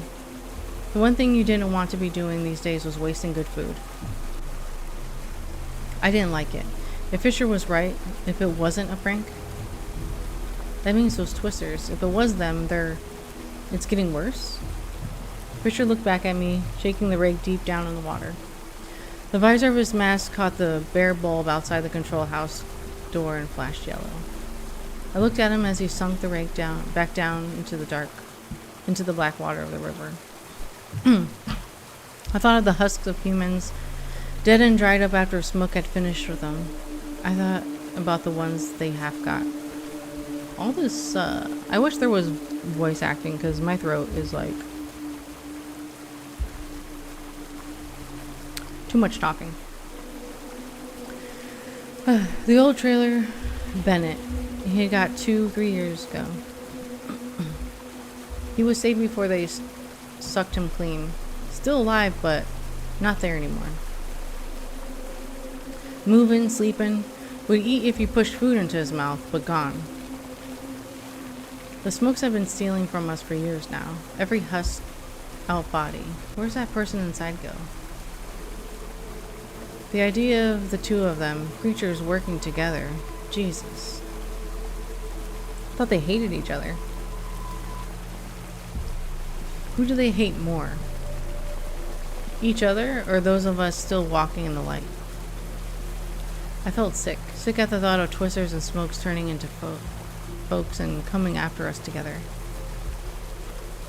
We never prepared for something like this. What are we gonna do if the message is right? We only got 5 days. We can't, Fisher stopped in the pool of his rake. The shadow of his hand slid over his mask as he nodded once, solemnly. We're about to be experiencing the will of God, Runt. Are you ready? It struck me cold. Goose flesh raked up my spine. What? He didn't respond. He turned back to his work, silent, lost again in the thicket of his thoughts, in his big old head, as the rake went down into the deep waters. Up and down, up, down, up, down.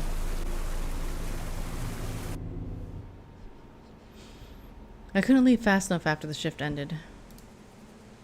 A sinking feeling shook my stomach whenever I thought of Fisher's words. The will of God. God was mean. God was punishing. God wanted you to be tougher than you really were. I didn't want to be experiencing the will of God in 5 days. Seeing all that in the church had set something off in Fisher. Something dark, something heavy. A stone that was going to roll and pick up seed until it smashed us all into nothing. So, does that conclude a day?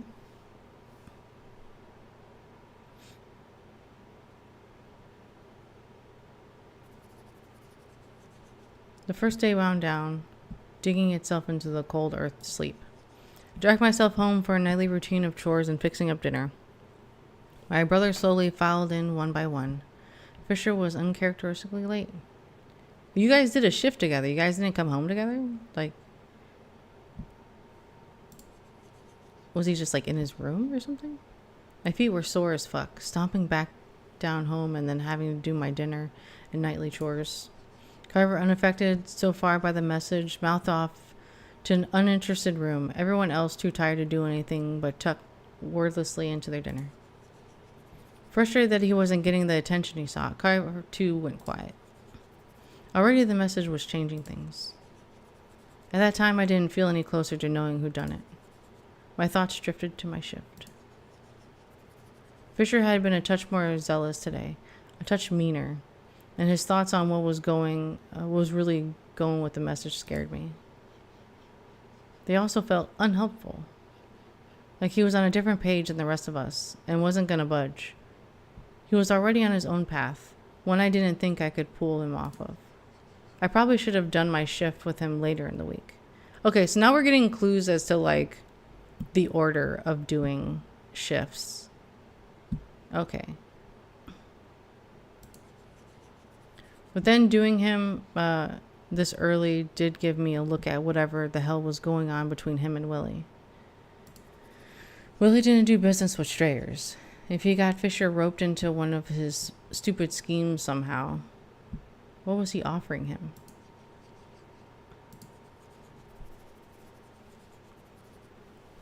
Everyone left their dishes without a word, and I collected them, washing them under the single flickering bulb above the sink. I was so tired I swear I nearly dunked my head into the murky sink water. As I rolled onto my bed, bones aching and stiff to the core, I thought about tomorrow. I saw the guts, the flies, the ribbons of red across that place that had once been, not a home, but something. If I'm honest, I felt lost. Hunter was impossible to please. How was I supposed to figure out something this big all on my own? I could console myself with knowing I'd do my best, but what if my best didn't result in anything? I couldn't face Hunter in 5 days with a handful of disorganized gossip I'd picked up all over town. I sighed. I lit a candle to guard me as I slept and cozied in bed, reaching for a book to get my mind off things before sleep. And once I cracked it open, I realized I had my answer. In my hands was a thriller about an international spy.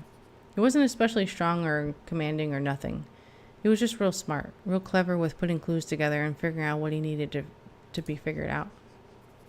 There was nothing stopping me from doing it the same way he did. I pulled out my journal and quickly started writing down everything I heard that day, marking out anything that was suspicious. Soon I had a list of clues, and with them the questions I needed to answer to pin to the right person. Who could have done it? Where were they on the day it happened? How did they do it? Why did they do it? What would happen on the 5th day? If I could answer all these questions, this whole thing would clear up. In the dim light of the candle, I started putting together the bits and pieces. Clues and conclusions. At the end of the day, you will need to go over all you learned from the investigation, namely clues. Okay, sometimes you need to be at the right place at the right time, or appeal more to people's personalities to gain clues. Ah, I see. When you get clues, they will appear in your journal and can be reviewed during breaks in your free time. However, you cannot interact with them until the end of the day. Clues appear on the page of the person they are about. When you pair 2 clues together, they make conclusions. You can use these conclusions to answer key questions for everybody you investigate, such as their alibi or reasoning to leave the message. Okay. Oh, okay. Set a clue on a character's page or pair it against another. When you feel like 2 clues go together, check by pressing their portrait. If it's correct, you will have 2 possible conclusions to pick from. Pick the one you feel best fits with your assessment of the character. Selecting a conclusion will cause it to appear on the person's page, sliding into the question it best answers. So also fill your reasoning questions, helping create your logic. At the end of the week, you will use the conclusions you made to answer Hunter's questions. Depending on the conclusions you make, you will have reasonable evidence that exonerates or incriminates a culprit. If you don't have enough for any conclusions, you can still accuse someone. However, no matter what, Hunter will judge you for your work. If you want to see his reckoning play out in full, give him a reason. Accuse your suspect with enough evidence. Okay.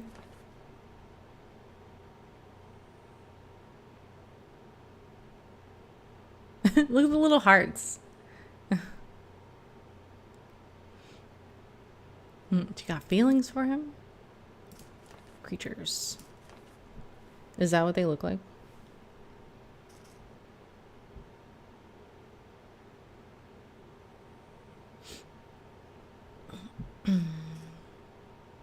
Rumors of ghost workers. Okay.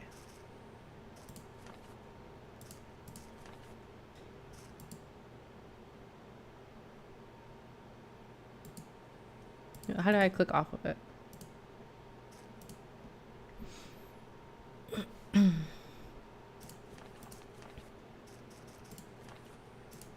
there anything? Nothing on my brother's. So just Doc has nothing, though.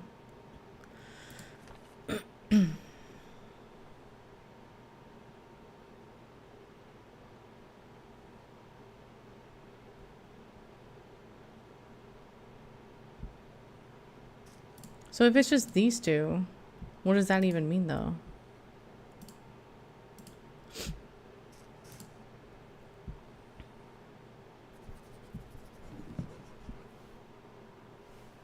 It was too much to keep thinking about. My head hit the pillow, my mask tight on my face. I shut my eyes. My mind swirled to bitter images of guts, of blood, of blackness. Wonderful dreams.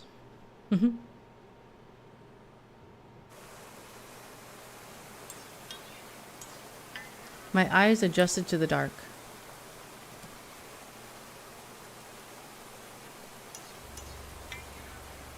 I knew I was asleep at the time, but it was a distant knowing.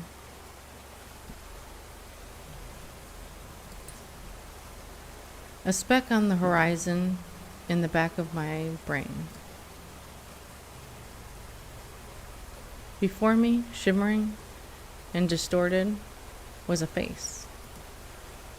Haggard, sunken, buzz cut, short as anything. It was my face. I was staring at my own face. I tried to focus on it. I tried to smooth it out. Heat built up in my head. Pressure crawling along the inside of my skull. The more I tried to focus, to make that face look more like me, the more the pressure built. And built. And built. And then I exploded. Light burst across my face.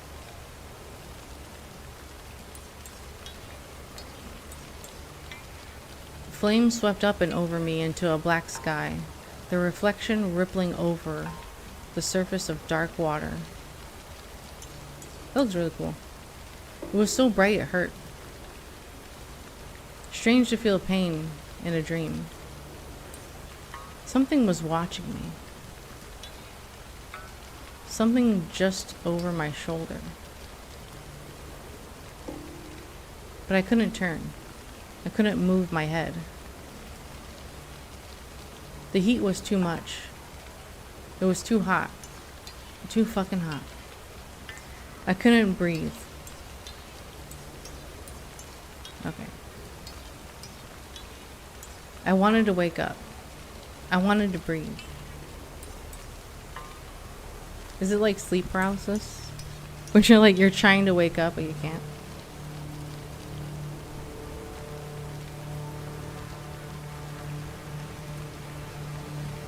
I'm clicking, but okay. Years of living on the knife's edge gave me a certain reluctance to deep sleep. I shot awake. My heart pounded, my muscles sluggish. Something was wrong. My eyes were bleary.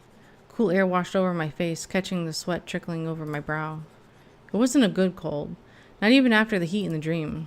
It was too cold. I was too bare. My mask was off. Uh-oh. Had I taken it off? Had I clawed it off in the heat of the nightmare? I didn't have time to answer that question. The light bulb above my bed had gone out. The candle had burned down. I was exposed, vulnerable in the dark. And I wasn't alone. Uh-oh. Is this how I go? Is this how I die? A smoke loomed in the doorway. The temperature of the room plummeted 10 degrees in an instant. A pulse crept low into my eardrums. Without any light, without my mask, I was prey. I needed to find my mask, and fast.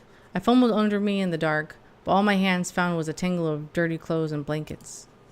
Shit. Fuck. Shit. The smoke lurched forward, a white swool brighter than the whitest day and moving faster than any wafting chimney or candle smoke you've ever seen. I didn't stop to think. I just scrambled back, cornering myself against the water heater. It was a stupid move. Whenever my flashlight was, I was further away from it now. and the smoke was advancing. I felt my lungs starting to seize up, that lingering cough making it hard to breathe. The pulse in my ears started to whine, my stomach twisted. It was so cold the air felt like it was full of needles. Oh. The whine in my ears became a screech so sharp it could strip paint from wood, cut skin from bone. It drilled into my ears, fish-hooking itself into my brain while I squirmed to break free from it. But the sound was everywhere, so loud it was blinding. My lungs seized when I breathed in, refusing to take in any more air for all the pain. I coughed weakly, willing myself not to have a coughing fit. I staggered down to one knee. One shaking hand grabbed my flashlight and managed to press it on. I didn't even hear the flick of it. Could barely see the beam of light in the white, hot blackness. But the smoke felt it. It instantly recoiled and screeched, pitching down, grating, coiling back. It still took all my strength to move forward, to hold that flashlight straight and steady. But it was working. My head was clearing. The screech was down to a nauseating pulse in my ears. I could breathe steady again. The smoke was still in the doorway, weakened, frightened, but not backing down. Not while my face was naked. I was still prey. It was all I could do not to drop the flashlight. My hand shook, aiming the thing like a gun. Ah! My face! Smoke attacks. If you don't have your mask, smokes will start to gather. Runt will hear static on the radio as an early warning before smoke will attack. To disperse them, use your flashlight to scare them off when you're close to attack you. They can swarm quick. Be on your guard. A smoke! Oh. Am I looking for something? Is this a McDonald's boo bucket? That's what it looks like. Am I just focusing on the smoke then? I thought I had to like look for my mask. I'm clicking around, but I don't think I meant to look for my mask.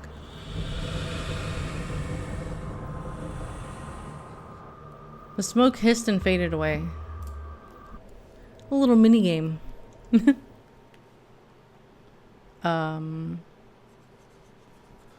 The white body of the smoke roiled and twisted, flickering backwards out of the room, dissolving into the dark of the kitchen. For a fleeting second, I felt safe, victorious. I breathed a careful sigh. Then... Uh-oh, what's happening? I smacked the flashlight against my palm, hoping it was a bad connection. My batteries! Nothing happened. The flashlight wouldn't turn back off. And I was stuck in the darkness with the smoke waiting to come back.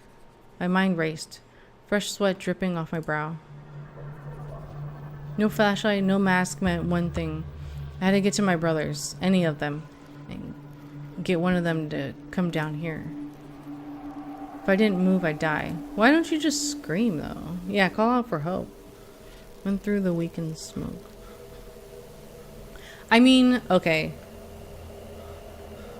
So it's either I took my mask off myself unknowingly in my sleep, or one of my brothers took my mask off while I was sleeping. You know what? Let's run through. Let's see what happens. Because, I don't know. Are they really going to come and help me? Yeah, run through. Let's go. Let's die. I shot through the doorway, only to run straight through the reforming smoke. I staggered. The feeling was worse than just cold, worse than needles. It crippled me with a feeling like its damn atoms were slicing between all the spaces my own didn't occupy. It seemed to last forever. A chill washed over me, and then another one and another, faster and harder each time as the keening screech drilled into my eardrums. I wanted to keel over, curl up, die right there on the floor. That would be fine, wouldn't it? Giving up would end it. And I'd be okay. I gripped my chattering teeth. I swallowed the bile that had crept onto my tongue. Don't pass out, Runt. Don't give up. Just get up the stairs. I moved another. Even though it was pointless and too hard, and it was much easier to I collapsed. Just get up the damn stairs. I pulled myself up on my hands and knees and started to crawl. The ice pick in my brain started splitting it in two. I tasted vomit and sweat in my mouth. I gagged, coughing up spittle and feeling that seizing wheeze tighten my ribs. Give up. I watched my own hands pull myself over the floor as if there was someone else's. The pain blotted out my vision in rapid bursts. But I got to the stairs and slowly started climbing. I sprinted for the nearest bedroom, Carver and Tanner's room. My foot stumbled on the last step, sending me flying across the landing and knocking the wind out my lungs. I gasped in the dark, trying to suck air even as pain shot through my chest. Across the darkness of the upper floors, I saw the door to the room, the barest bit of light seeping out from within. Half crawling, half scrambling, I sprinted towards it, my feet tangled up underneath me. Carver! Tanner! My fist slammed against the wood, shaking the door. Are they not there? Get up! Get up! Smoke! Hands slick with sweat. I grasped at the doorknob, swinging the door open so hard it banged against the wall. The sound startled Carver awake. He fumbled with his mask while I sought out Tanner, but his bed was empty. What the fuck? What's going on? Where's Tanner? What? A hungry hiss caterwauled behind me, curling up the stairs with righteous revenge. I stumbled backwards into the room, falling onto the empty bed and scrambling towards Carver. The flashlight. Where's your flashlight? My fuck, I don't know. He dug around with one hand in his sheets, the other fidgeting to tighten his mask. The gritty sound of sand against wood grew louder and louder, thickening the air with a harsh howling. Up the stairs a creak. I knew those stairs well. Each creak and ache in the wood etched into my mind over the course of living in that rotted house. With a heavy, scratchy thump, it slid in onto the landing. Carver! Give me a fucking second. Oh, we don't have a second. The smoke danced into the doorway, hissing its otherworldly anger. Raw static filled the room like a foul smell, digging up in my eyes and ears and nose, making it hard to breathe. Though it was faceless, I sensed his gaze upon me. Like he was furious I had even dared to escape it. It slid closer, itching to suck the life out of me. The ice pick in my brain started splitting in two. I tasted vomit and sweat in my mouth. They were stealing my fear and my thoughts, trying to pry open my brain.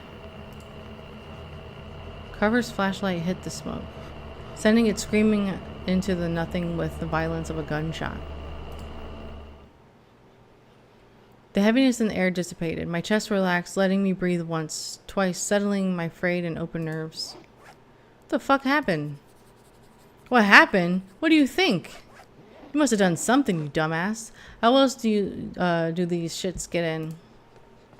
Footsteps interrupted us from down the hall. A heavy body slammed into the doorframe, crowding in from the doorway. What's happening? What's with the noise? Are we being attacked? There was a smoke in the house. It attacked me in my room. How did it fucking attack you? Why didn't you have your mask? Do I still not have my mask? I did have it. I did. It slipped. I woke up with it off. I don't know how. I didn't take it off, I swear. You think I'm dumb enough to do that?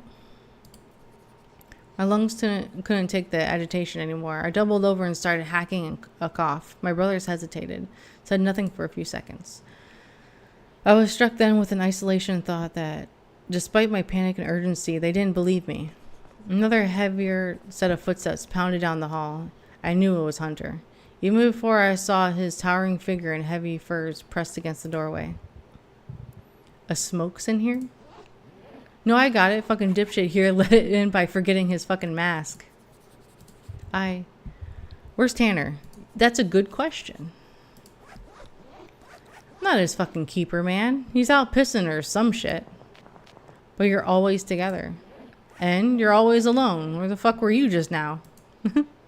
We all started talking, our voice overlapping with one another. In that small, dirty-ass room, our arguing reached a fever pitch. In our yelling, we heard a sudden scrambling up the stairs. Oh, that's Tanner. What happened? What's going on? Where were you? Pissing? That a crime? That was a long ass piss. Told you. Heard something weird while I was out there. There was a smoke in here. It wasn't from the house, outside the yard. Did you see anything? No, tried to scope it, but didn't get a visual. Did you see anything? I just fucking said. Jesus, Fisher. What? Sorry. Everyone, shut up. That did the trick. Carver sat slumped on his bed, twisting his sheets in his hand.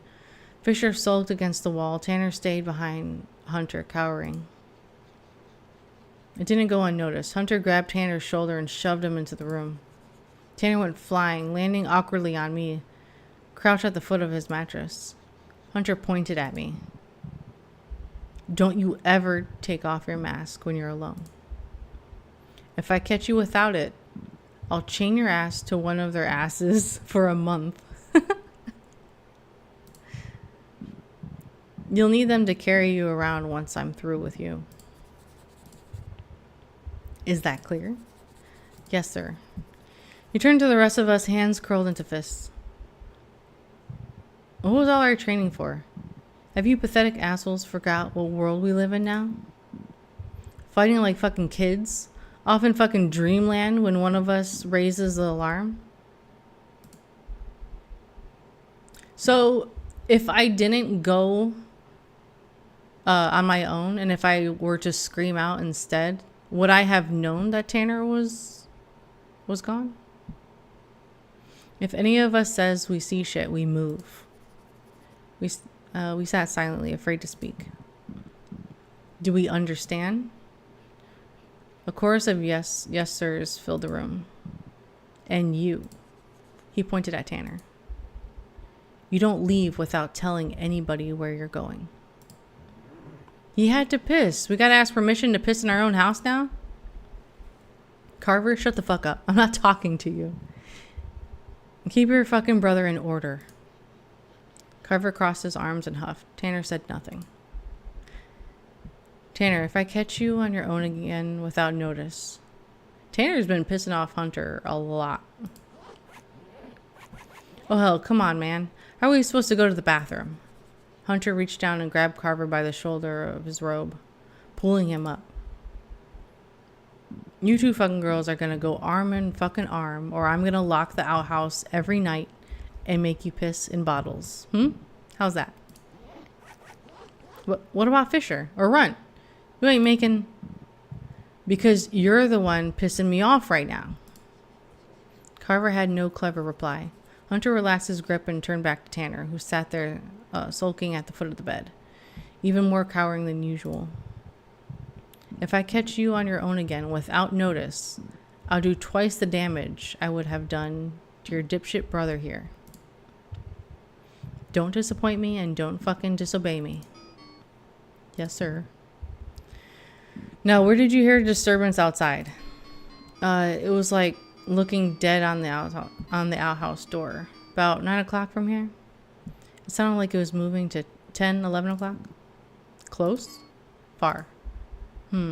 Probably nothing but wildlife. Get back to bed, everyone. With that, Hunter grabbed Fisher's shoulder and shoved him down the hall before slamming the door. Tanner sat before me, visibly shaking in the gloom of the room. Tan? Get out of here, Runt. There wasn't anything to say. I wasn't allowed to stay with them. So, wait. Is everybody paired to sleep together? And Runt's kind of like on his own? Part of me sleeping my own on the first floor was to be a sort of guard dog, an alarm to anything that might come through. I got my privacy, but not much peace. I descended down the stairs trying to breathe as steady as I could, as if that would somehow keep me from being too scared. I tried to refocus, think back to my mission, if only to distract myself. The smoke's getting into our house. That had never happened before. It meant they were getting bolder. The thought gave me a cold chill. The idea of sleeping alone after all that. Fuck. Beside the door to my room, I saw a scrap of paper pinned under my boot. I knew it had been there when I bolted up the stairs. It was ripped clean in half, but I recognized the writing immediately. It was Tanner's. The writing was smeared by a rush boot print, but I picked up a few words here and there. It was a letter to someone named Mark. The name vaguely rang a bell. Some townie, I thought. A thought darted across the field of my mind. Was Tanner not pissing, but instead writing outside the house? Why? I squinted, but the words were blurred. Out of fear that Hunter would think I had written it, I crumpled it up and buried it deep in a trash bin. Ooh, Hunter might find it. Or am I being set up? It was curious. Why was Tanner's writing letters to a townie? My head swirling, I stood up and stared into the dark of my room. My feet froze at the door. All at once, left to my own thoughts, a spiral of questions spun through me. Why had my mask come off? Why had my lights gone out? I curled up on top of my mattress, an aching of exhaustion pressing against my eyes. Whatever questions I had couldn't be answered while I was tired. I would have to wait till morning and hope it all came together. Back I went into the black, dreamless world of weak sleep.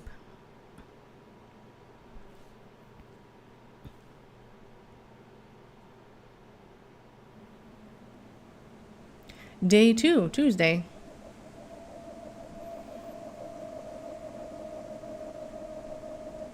Do I click? Oh. Morning came bitter and cold. I hadn't slept well. My mind was still twisted up from smoke attack and ached along with the cuts and bruises from trying to fend the thing off. I wanted to crawl back under my ratty blanket and sleep just a few minutes more.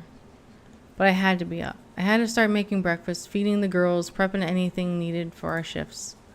God, I remember how hard it was to keep my eyes open those mornings. That bone-tired ache in my whole body. Never got any easier. I stepped out into the yard and roused the chickens, scattering out kitchen scraps from last night's dinner to entice them out of their eternal yearning to roost beneath the dark sky. They came out, pecking and squabbling over the best bits.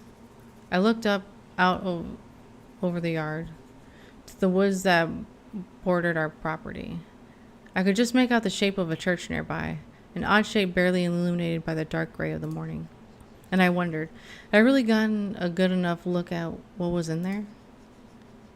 I had done all my clue shit the night before, but clues weren't just in talking to people. Am I going to go back there? There were things found at the scene of the crime, like bullet holes and footprints and shit. We'd all scrambled out there pretty quickly, spooked by the sight of the message. Not our proudest moment, but it meant we could have missed something. I set the scrap bucket down on the porch steps, and as if pulled on a phantom lasso, started towards the church. Maybe it was a stupid thing to do. Hunter's fury at us going off on our own nearly rooted me there. The idea of knowing more kept my feet going. I looked up at the dark windows of the house. I could be there and back before they all woke up, so I went. Even close to the church, the gray of the morning still barely outlined the shape. The candy red painted looked cheap. The roof was sun-bleached and rotted. Its angles were all crooked. The windows still looked like a weeping eye. That strange hot heat of dread, like a bad stomachache, hit me when I stepped up to the front door. But I couldn't let it stop me. Into the church I went, the sound of my footsteps echoing in the dusty hall. Dust motes danced across my eyes, shimmering into the rectangle of light I stood in. So, he's not worried that something's going to be, like, living there, like, staying there? Across the vast dim space, I raised the gaze up the foul message. Up close, the dread in me only grew bigger.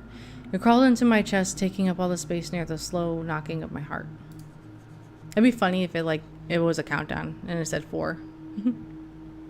It's hard to convey just how awful it was to see it hanging there in Dad's church.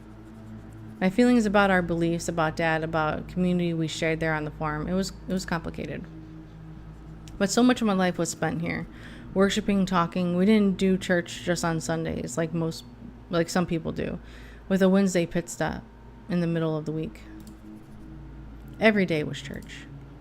Every spare minute that I didn't need to be working or praying was spent right in this place.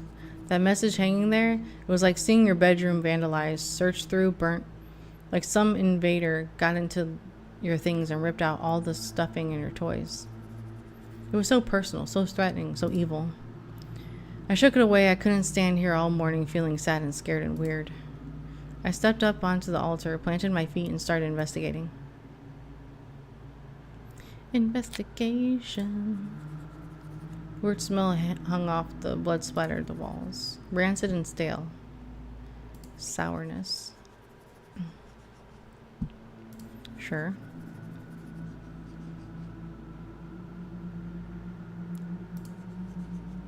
Okay, I have bloodstained fabric. Wonderful.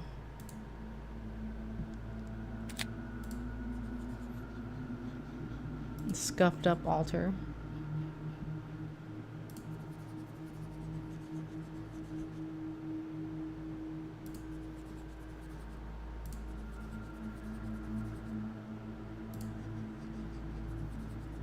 Yeah. Not really a clue. Okay. What's supposed to be over here?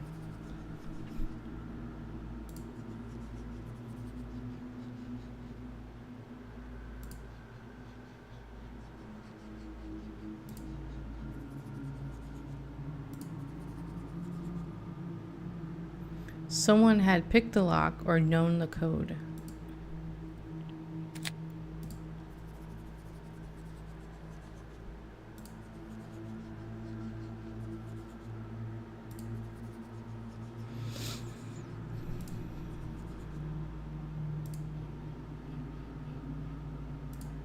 Okay, nothing.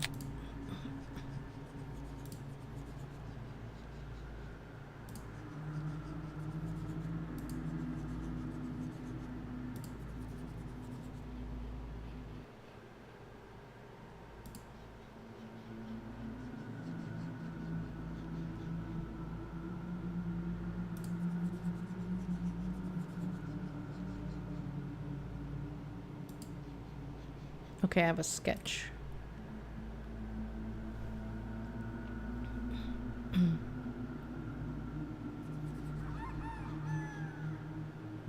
I heard one of our roosters crow. My time was up. Tucked everything in my bag and sprinted for home. I tiptoed my way back into the house and set about frying eggs and bacon. Soon I heard boots stomping down the stairs.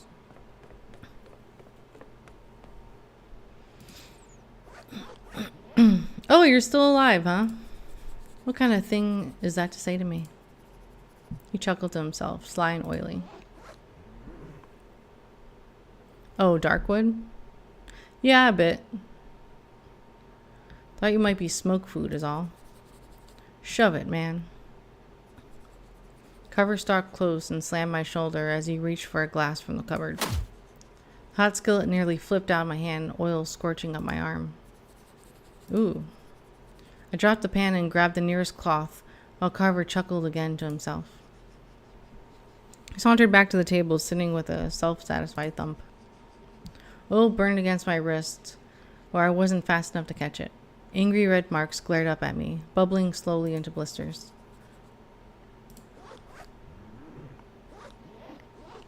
Your little forgetful ass made it hard to sleep. If another smoke came through, Hunter would have made your ass grass. Fuck, I wish we still had coffee. The rest of them shuffled downstairs, their heavy, drowsy steps echoing in the night of fitful sleep. Hunter came last. For a second, I was struck with fear that somehow he had seen me leave. I hunched on instinct. I shouldn't have, looking back. I dished out breakfast. I sat. Hunter raised his arms and led us in prayer. Yes, amen. Hunter sighed heavily and looked at us, one by one. I didn't want to speak. Nobody did. It wasn't until he did a full round that Carver finally piped up, kicking me with his foot. Anybody sleep well last night? Because I didn't. Little fucker here decided to spaz out on me because of a little smoke inhalation. What the fuck are you talking about? Talking about you not being prepared. Why the fuck wasn't your flashlight ready? Why'd you come running and crying and screaming? It died. It's cold. It happens. Yeah, we all say the same shit about our dicks too. With flashlights, we keep charged. Prepped. Right, Hunter? This dumbass should be fucking beaten blue for not keeping his shit in check. Carver, the smokes get in. They know our weaknesses. It's true, you heathen. Don't deny it. Just because you're blind yourself to it with your whoring about. What you're whoring about. What? That struck me. Fisher never said stuff like that. He wasn't really a swearing guy. Fucking hell, not this shit again. Where were you last night, huh? Pissing, like I fucking said. You gotta get on his ass too. Ain't no crime to piss. I was gone for like a second. Shut up. Hunter's fist slammed the table, freezing us all in place. Can't believe y'all are arguing about this. We have a mission right now. A mission I gave you. Do none of you care? None of you? We all fell silent again. A shimmering heat of anger swept over the entire table, turning us hot and cold with fear all at once. Did anyone learn anything? Anything at all? Even more silence. Hunter turned to Tanner, who sat up straight in his seat. Nobody came by the church. I was guarding it the whole day. Hunter's head turned to Carver. What about you? You were patrolling? Carver leaned back in his chair, making a show of lacing his hands behind his head. Nothing crazy, quiet. I would have said something if I saw something. Hunter turned to Fisher, who was fidgeting with his gloves. I was busy at the hydro plant the entire time. You know how those shifts are. Long hours, constant maintenance. Hell, it's not gotten any easier. Rome was there beside me, raking out the muck too. Fisher's hand slipped into his coat pockets as he said this. He was nervous, but I didn't know how to interpret it. Nothing had happened yesterday with him. Nothing of note.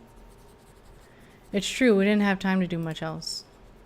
Hunter's gaze shifted slowly from him to me. Runt? Hunter's gaze shifted until his full burning attention was on me. I could feel the weight like a crosshair between my eyes. Yes, sir? You were out in town? Did you hear anything? I was tempted to tell about the clue shit I had been working on before bed. If I showed him, maybe he would be happy I was taking it all so seriously. Or maybe, at the very least, it would keep him off my back. I sat up in my chair and met Hunter's gaze, and gave a full presentation. I have a PowerPoint ready. I'm putting together some things I found out, but I don't have enough to go off yet. I need more time. We ain't got time. What are you, some sort of little detective? Your candy ass gonna be hitting the streets asking dames about their dead husbands and shit? Hush, Carver. Carver snarled under his mask and tapped his boots against the floor, bouncing his legs all jittery. Tanner subtly nudged an elbow across Carver's side, soothing some of that snapping anger. Sir, I want to be sure, that's all. I bowed my head, having learned long ago that appearing small and unchallenging like to Hunter usually saved you a wailing. If we say it's the wrong person, people won't be happy, right? So I gotta be careful not to drag our name and all our hard work through the mud. Seemed to have worked. Hunter leaned back in his chair, hands relaxed around his fork and knife. I see. Town doesn't know about what happened at the church. Let's keep it that way. Oh, it's too late. I already told somebody. Normal shift hours. One last thing for today. All of you need to visit the hot bath. Oh, come on. Especially you, Fisher. God help me if I have to hear you scratch at that shitty fucking beard of yours one more time. Shave it off. Fisher just sighed in resigned annoyance. Hunter turned to Carver and Tanner. You two as well. I'm tired of being able to tell who's home just by smell alone. Listen, nobody's complaining about how I smell, man. Shut it. Hot bath or you're hurting tonight. You two, Runt. Everyone. Got it? So I have to make time for the hot bath? As for your hours, Runt, Ooh, I got 5 hours today. Ooh, I'm on his good side. Pick your shift. No sense wasting time. Hurry up now. Yes, sir. I know who I'm going to pick for shift. Where were you? Tanner sighed, but said nothing. Breakfast over, my brother stood and filed out of the kitchen. Hunter stayed. I began to clear away the plates when he grabbed my arm, right over the burn. Uh-oh. I nearly squealed in pain, but pure fear cut my mouth shut. He spoke, his voice low and grisly. Don't forget your mission. Find the culprit. My arm shook in his grasp. Why is he so confident that I'm going to be able to figure out who did it? Yes, sir. He nodded. He stood. I steeled myself as he walked around me, holding my breath, waiting. But nothing happened. He left the kitchen with the scuff of his boots over the linoleum, his heavy steps creaking, fading into the halls. I stood there frozen. It wasn't until the cock crowed again that I moved, and I finally started my day. With the dishes cleared, I set to work.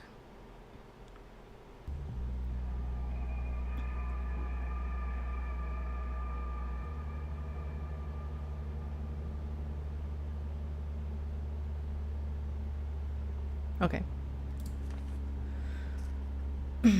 Let's see. Anything change with me?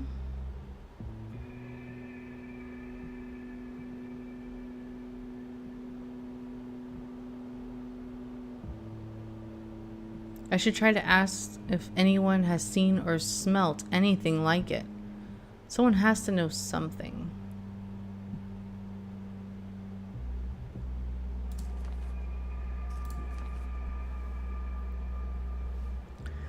Little notes to a townie. Creatures. Oh, dang, we got a lot of clues on you. Becoming bolder.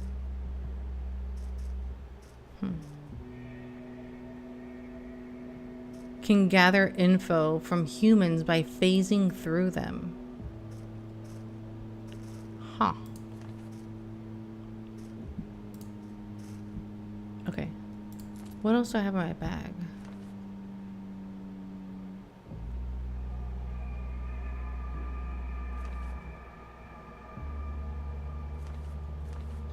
Okay.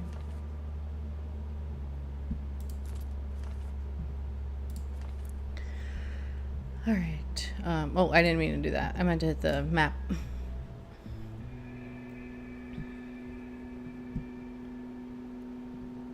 The weird house.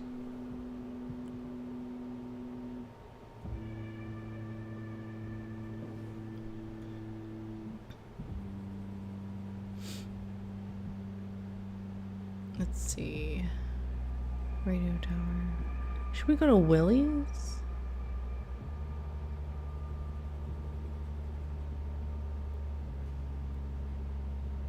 To look around Sutton Square. I want to do like more investigation, not just talking to people. Like I want to look. So maybe we could go here.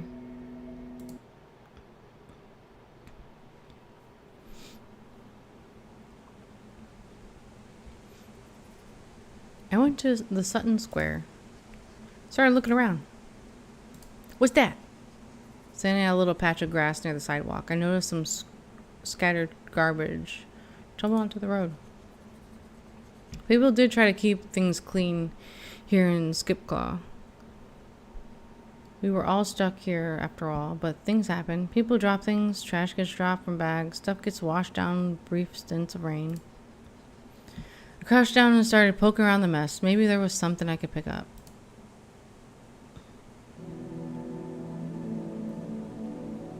Okay, see, this is what I was hoping for. Floss. What else is there?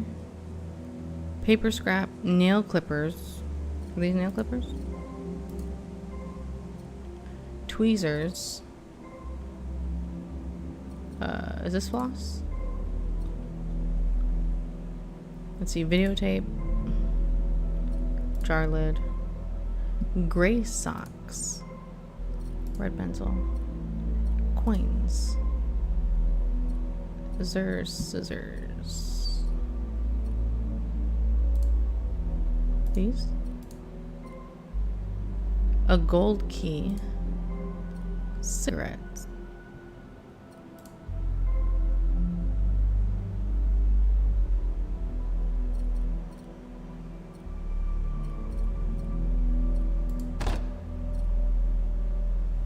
Am I missing something?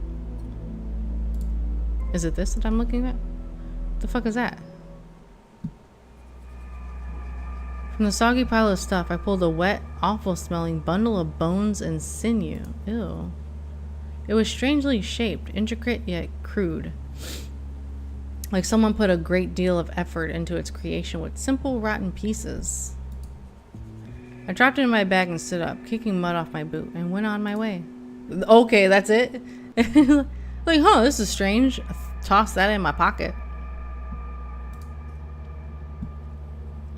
Okay. Might be dangerous to go alone. Let's see, where can I go?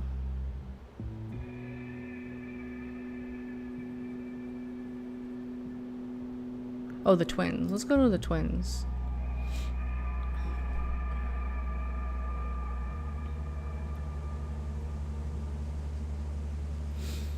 I parked myself on one of the benches outside the old antique store, knowing I wouldn't have to wait long before the twins came along.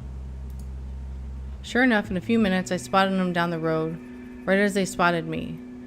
Temple shouted, waving, and they both hightailed it over like the devil was on their heels. The two of them came to a crashing stop near the bench, buzzing with excitement to see me. Temple and Church were the two twin terrors of Dwight Dixon. Okay. I liked them well enough, but by God, they weren't like two rubber balls bouncing off the floor and ceiling and the walls and each other so fast you couldn't keep track of either of them until one of them hit you right between the eyes. Mr. Dixon said they were blessed with an overabundance of energy. Riled up, I call it. Always ready for pranks, for mischief, for distracting you with a tall tale that went fucking nowhere while the other stuck behind your back and swiped your rations. I knew from talking to their dad that they turned 18 over the winter. I asked them their age myself. They never give me a straight answer. What weird people. So, are they gonna lie to me? Last year they swapped places in school for a full week. Before anybody noticed that Temple was Church and Church was Temple. The masks were a boon to such nonsense, and even though they'd got reprimanded for the prank, I had a suspicion that they still swapped places with a frightening regularity. Okay, so there might be a time where I'm not talking to the one I think I'm gonna be talking to. I love me, then. Temple liked spikes, and Church had a real liking for trinkets. It's the only way I can remember to tell them apart. Okay, so Temple, Church. All the high energy and thirst for mischief made them pretty good sources for gossip. Though how they managed to get in so many secrets while being so loud was beyond me. They might withhold it from me, turn it into a game. Okay. Hey there, stranger. Where you been? You too cool for us now or something? I ain't too cool for you guys. I just got a lot going on lately. Like what? Anything cool? Any secrets you want to share? We'll listen. I don't know, guys. Uh-oh. What's going on? You can tell us. We won't tell anybody. We promise. I cursed them silently in my head for being able to sniff out a secret so quickly. God knows how they did it. I wasn't too sure about letting them in on what was going on, though. If I told them, they could probably help out with the investigation, but if Hunter got wind of it, all that help was going to come to a real bloody cost. Yeah, I can't imagine Hunter likes these two. Like, at all. I guess it all came down to the faith I had in myself. Could I put all this together entirely on my own, or did I need to ask help? Consequences be damned. I'm not telling them. I don't know. Like, it's so weird. They do know, they probably know a lot of information, but it's like, I don't know if they're like blabbers though. You know, if they like to like tell everybody's secret to everybody. I'm not going to tell them.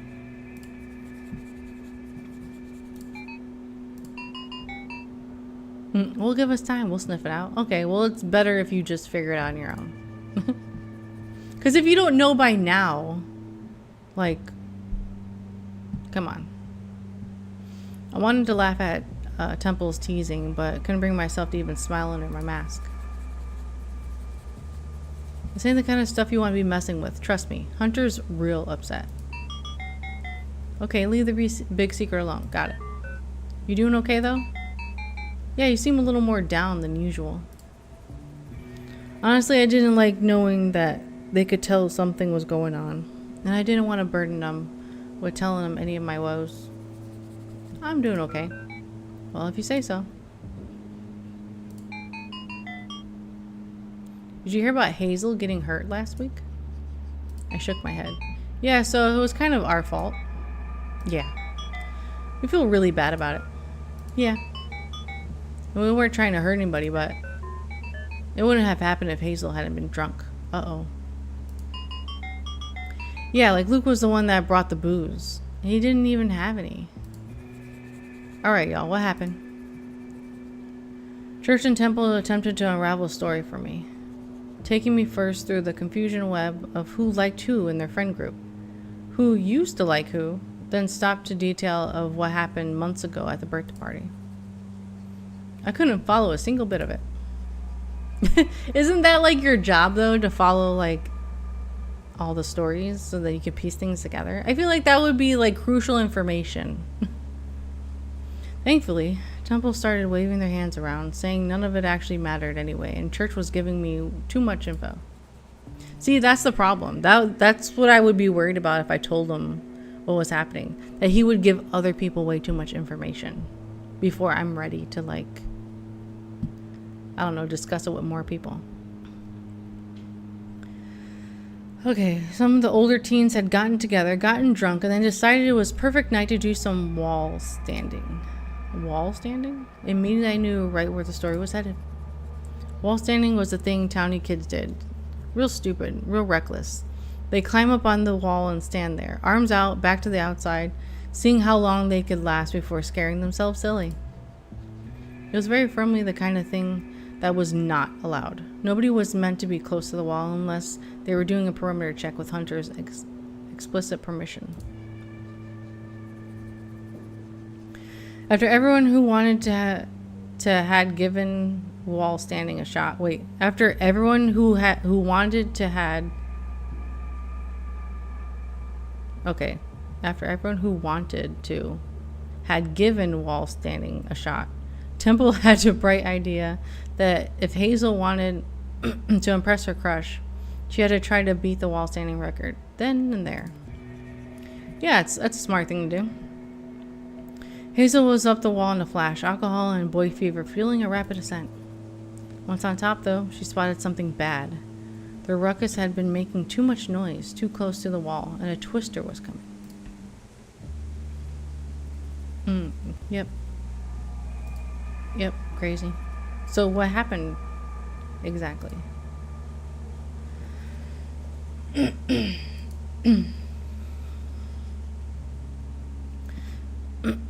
So she landed on top of them? So how tall is this wall? I swore I heard her bones crack when she hit the ground. It was awful. She screamed so loud. What'd she break? Her wrist? Dad said it sounded like it was pretty bad too. She got a splint right now, but Dad isn't sure how good it'll heal. So many little bones in there. I feel just awful, but it was an accident. I didn't mean for her to get hurt.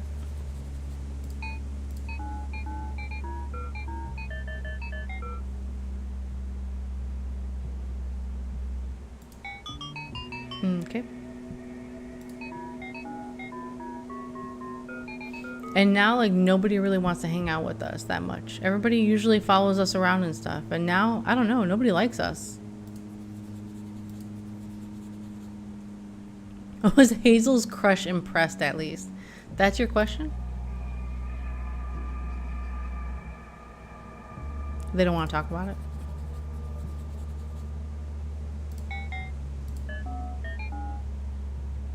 The ghosts around town?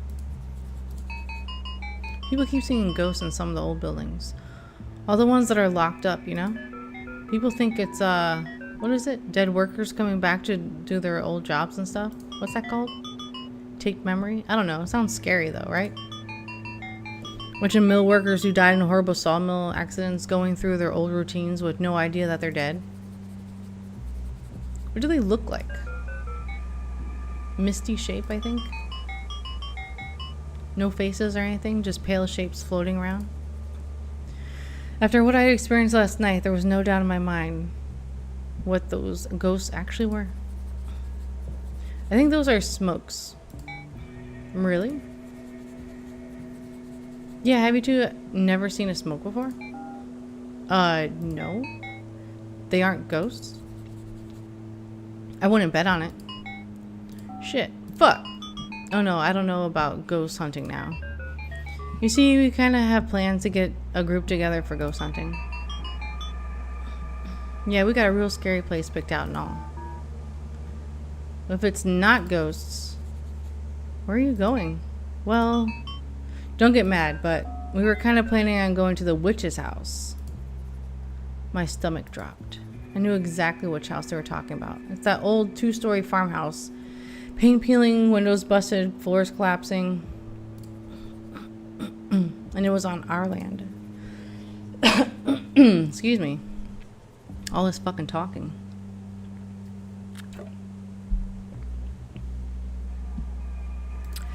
Right. So, how many people are actually going there? Yes.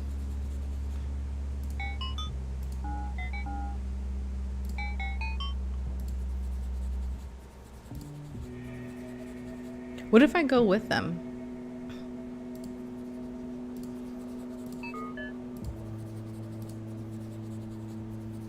Aw, you two are like my only friends. I don't want anything happening to you. Aw.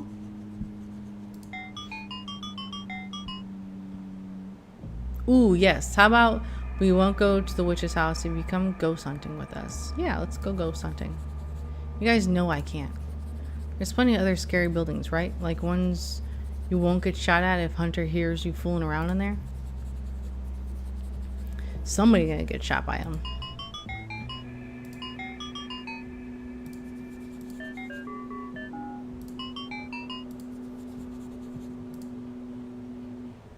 I was actually very afraid of the idea of witches.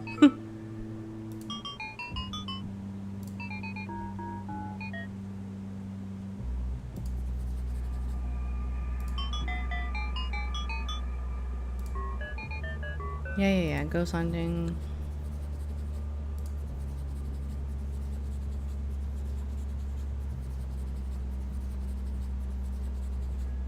Yes, flashlights and spare batteries. What if you run out of batteries? Like, you can't, like... What are you gonna do?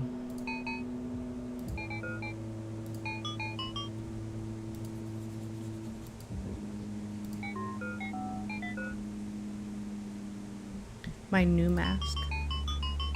Maybe a fox? Kind of looks like a moth or a butterfly a bit too. I don't know.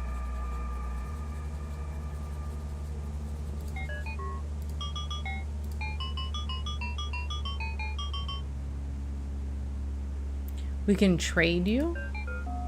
Like for what?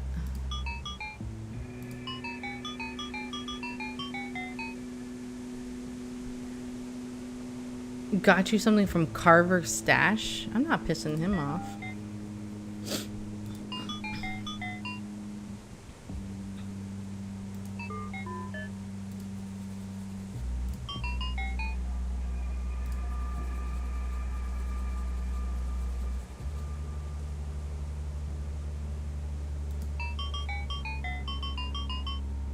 They like his cat outfit?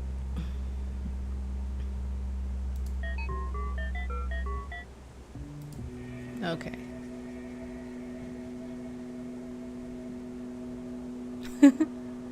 Carver only ever looked like exactly what he was, an unbearable, attention-seeking asshole.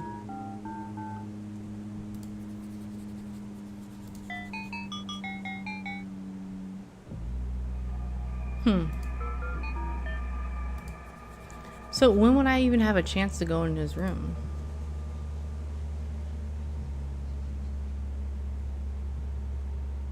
I didn't feel like I was going to be trying to sneak into that room anytime soon.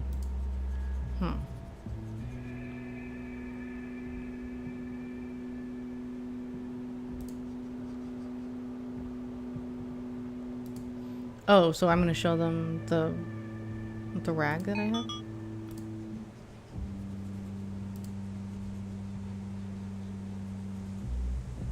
Oh, they took my sketch.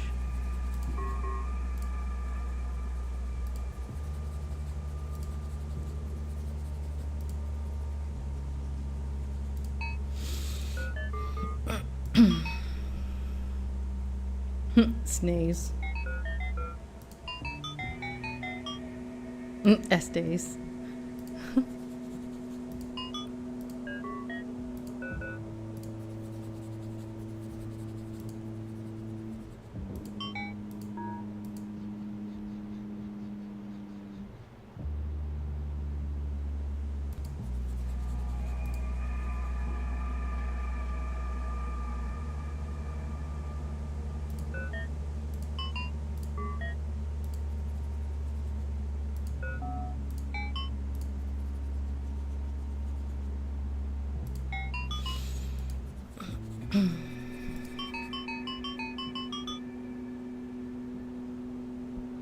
Oh, wait. Okay, so they know something about the smell. Waco jeans make signs that smell like that. Uses all this old rotten paint, and that stuff stinks.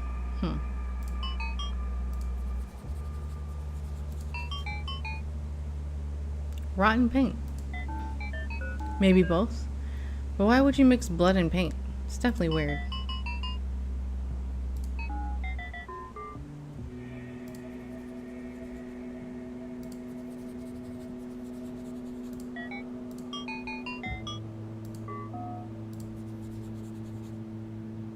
Okay. So I guess I do have... maybe I should make time for them tomorrow to talk to them again.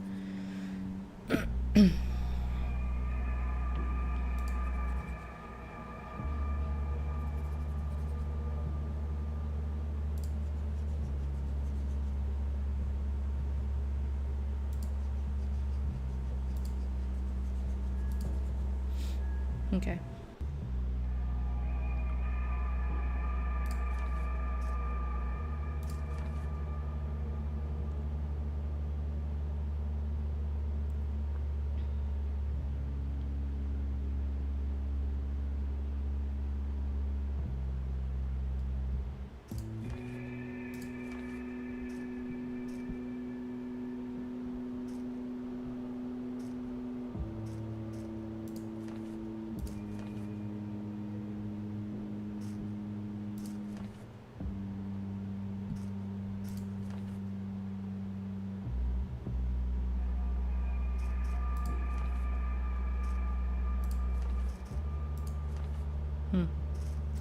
Okay.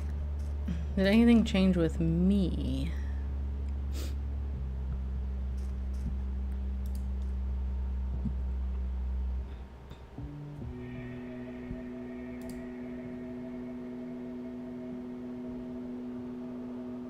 Oh, I didn't know you can censor the language.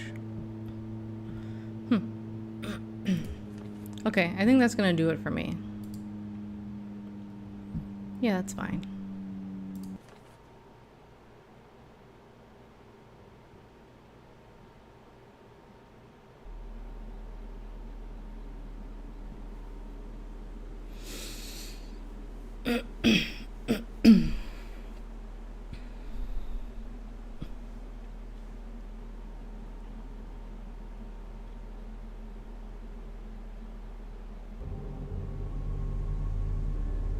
Okay. I am going to come back to this, but that's going to do it for me for this stream. If you want to check it out, and put the link in the description for the Steam page. It is out now.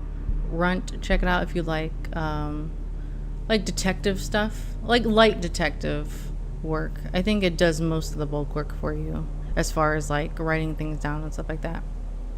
But thank you again to Tinsley for DreadXP for giving me the scene key for this. I'm really enjoying it. I really wish there was voice acting though. That's how I feel. But yeah, that's gonna do it for me. Thank you everybody for joining me, and I'll see you next time.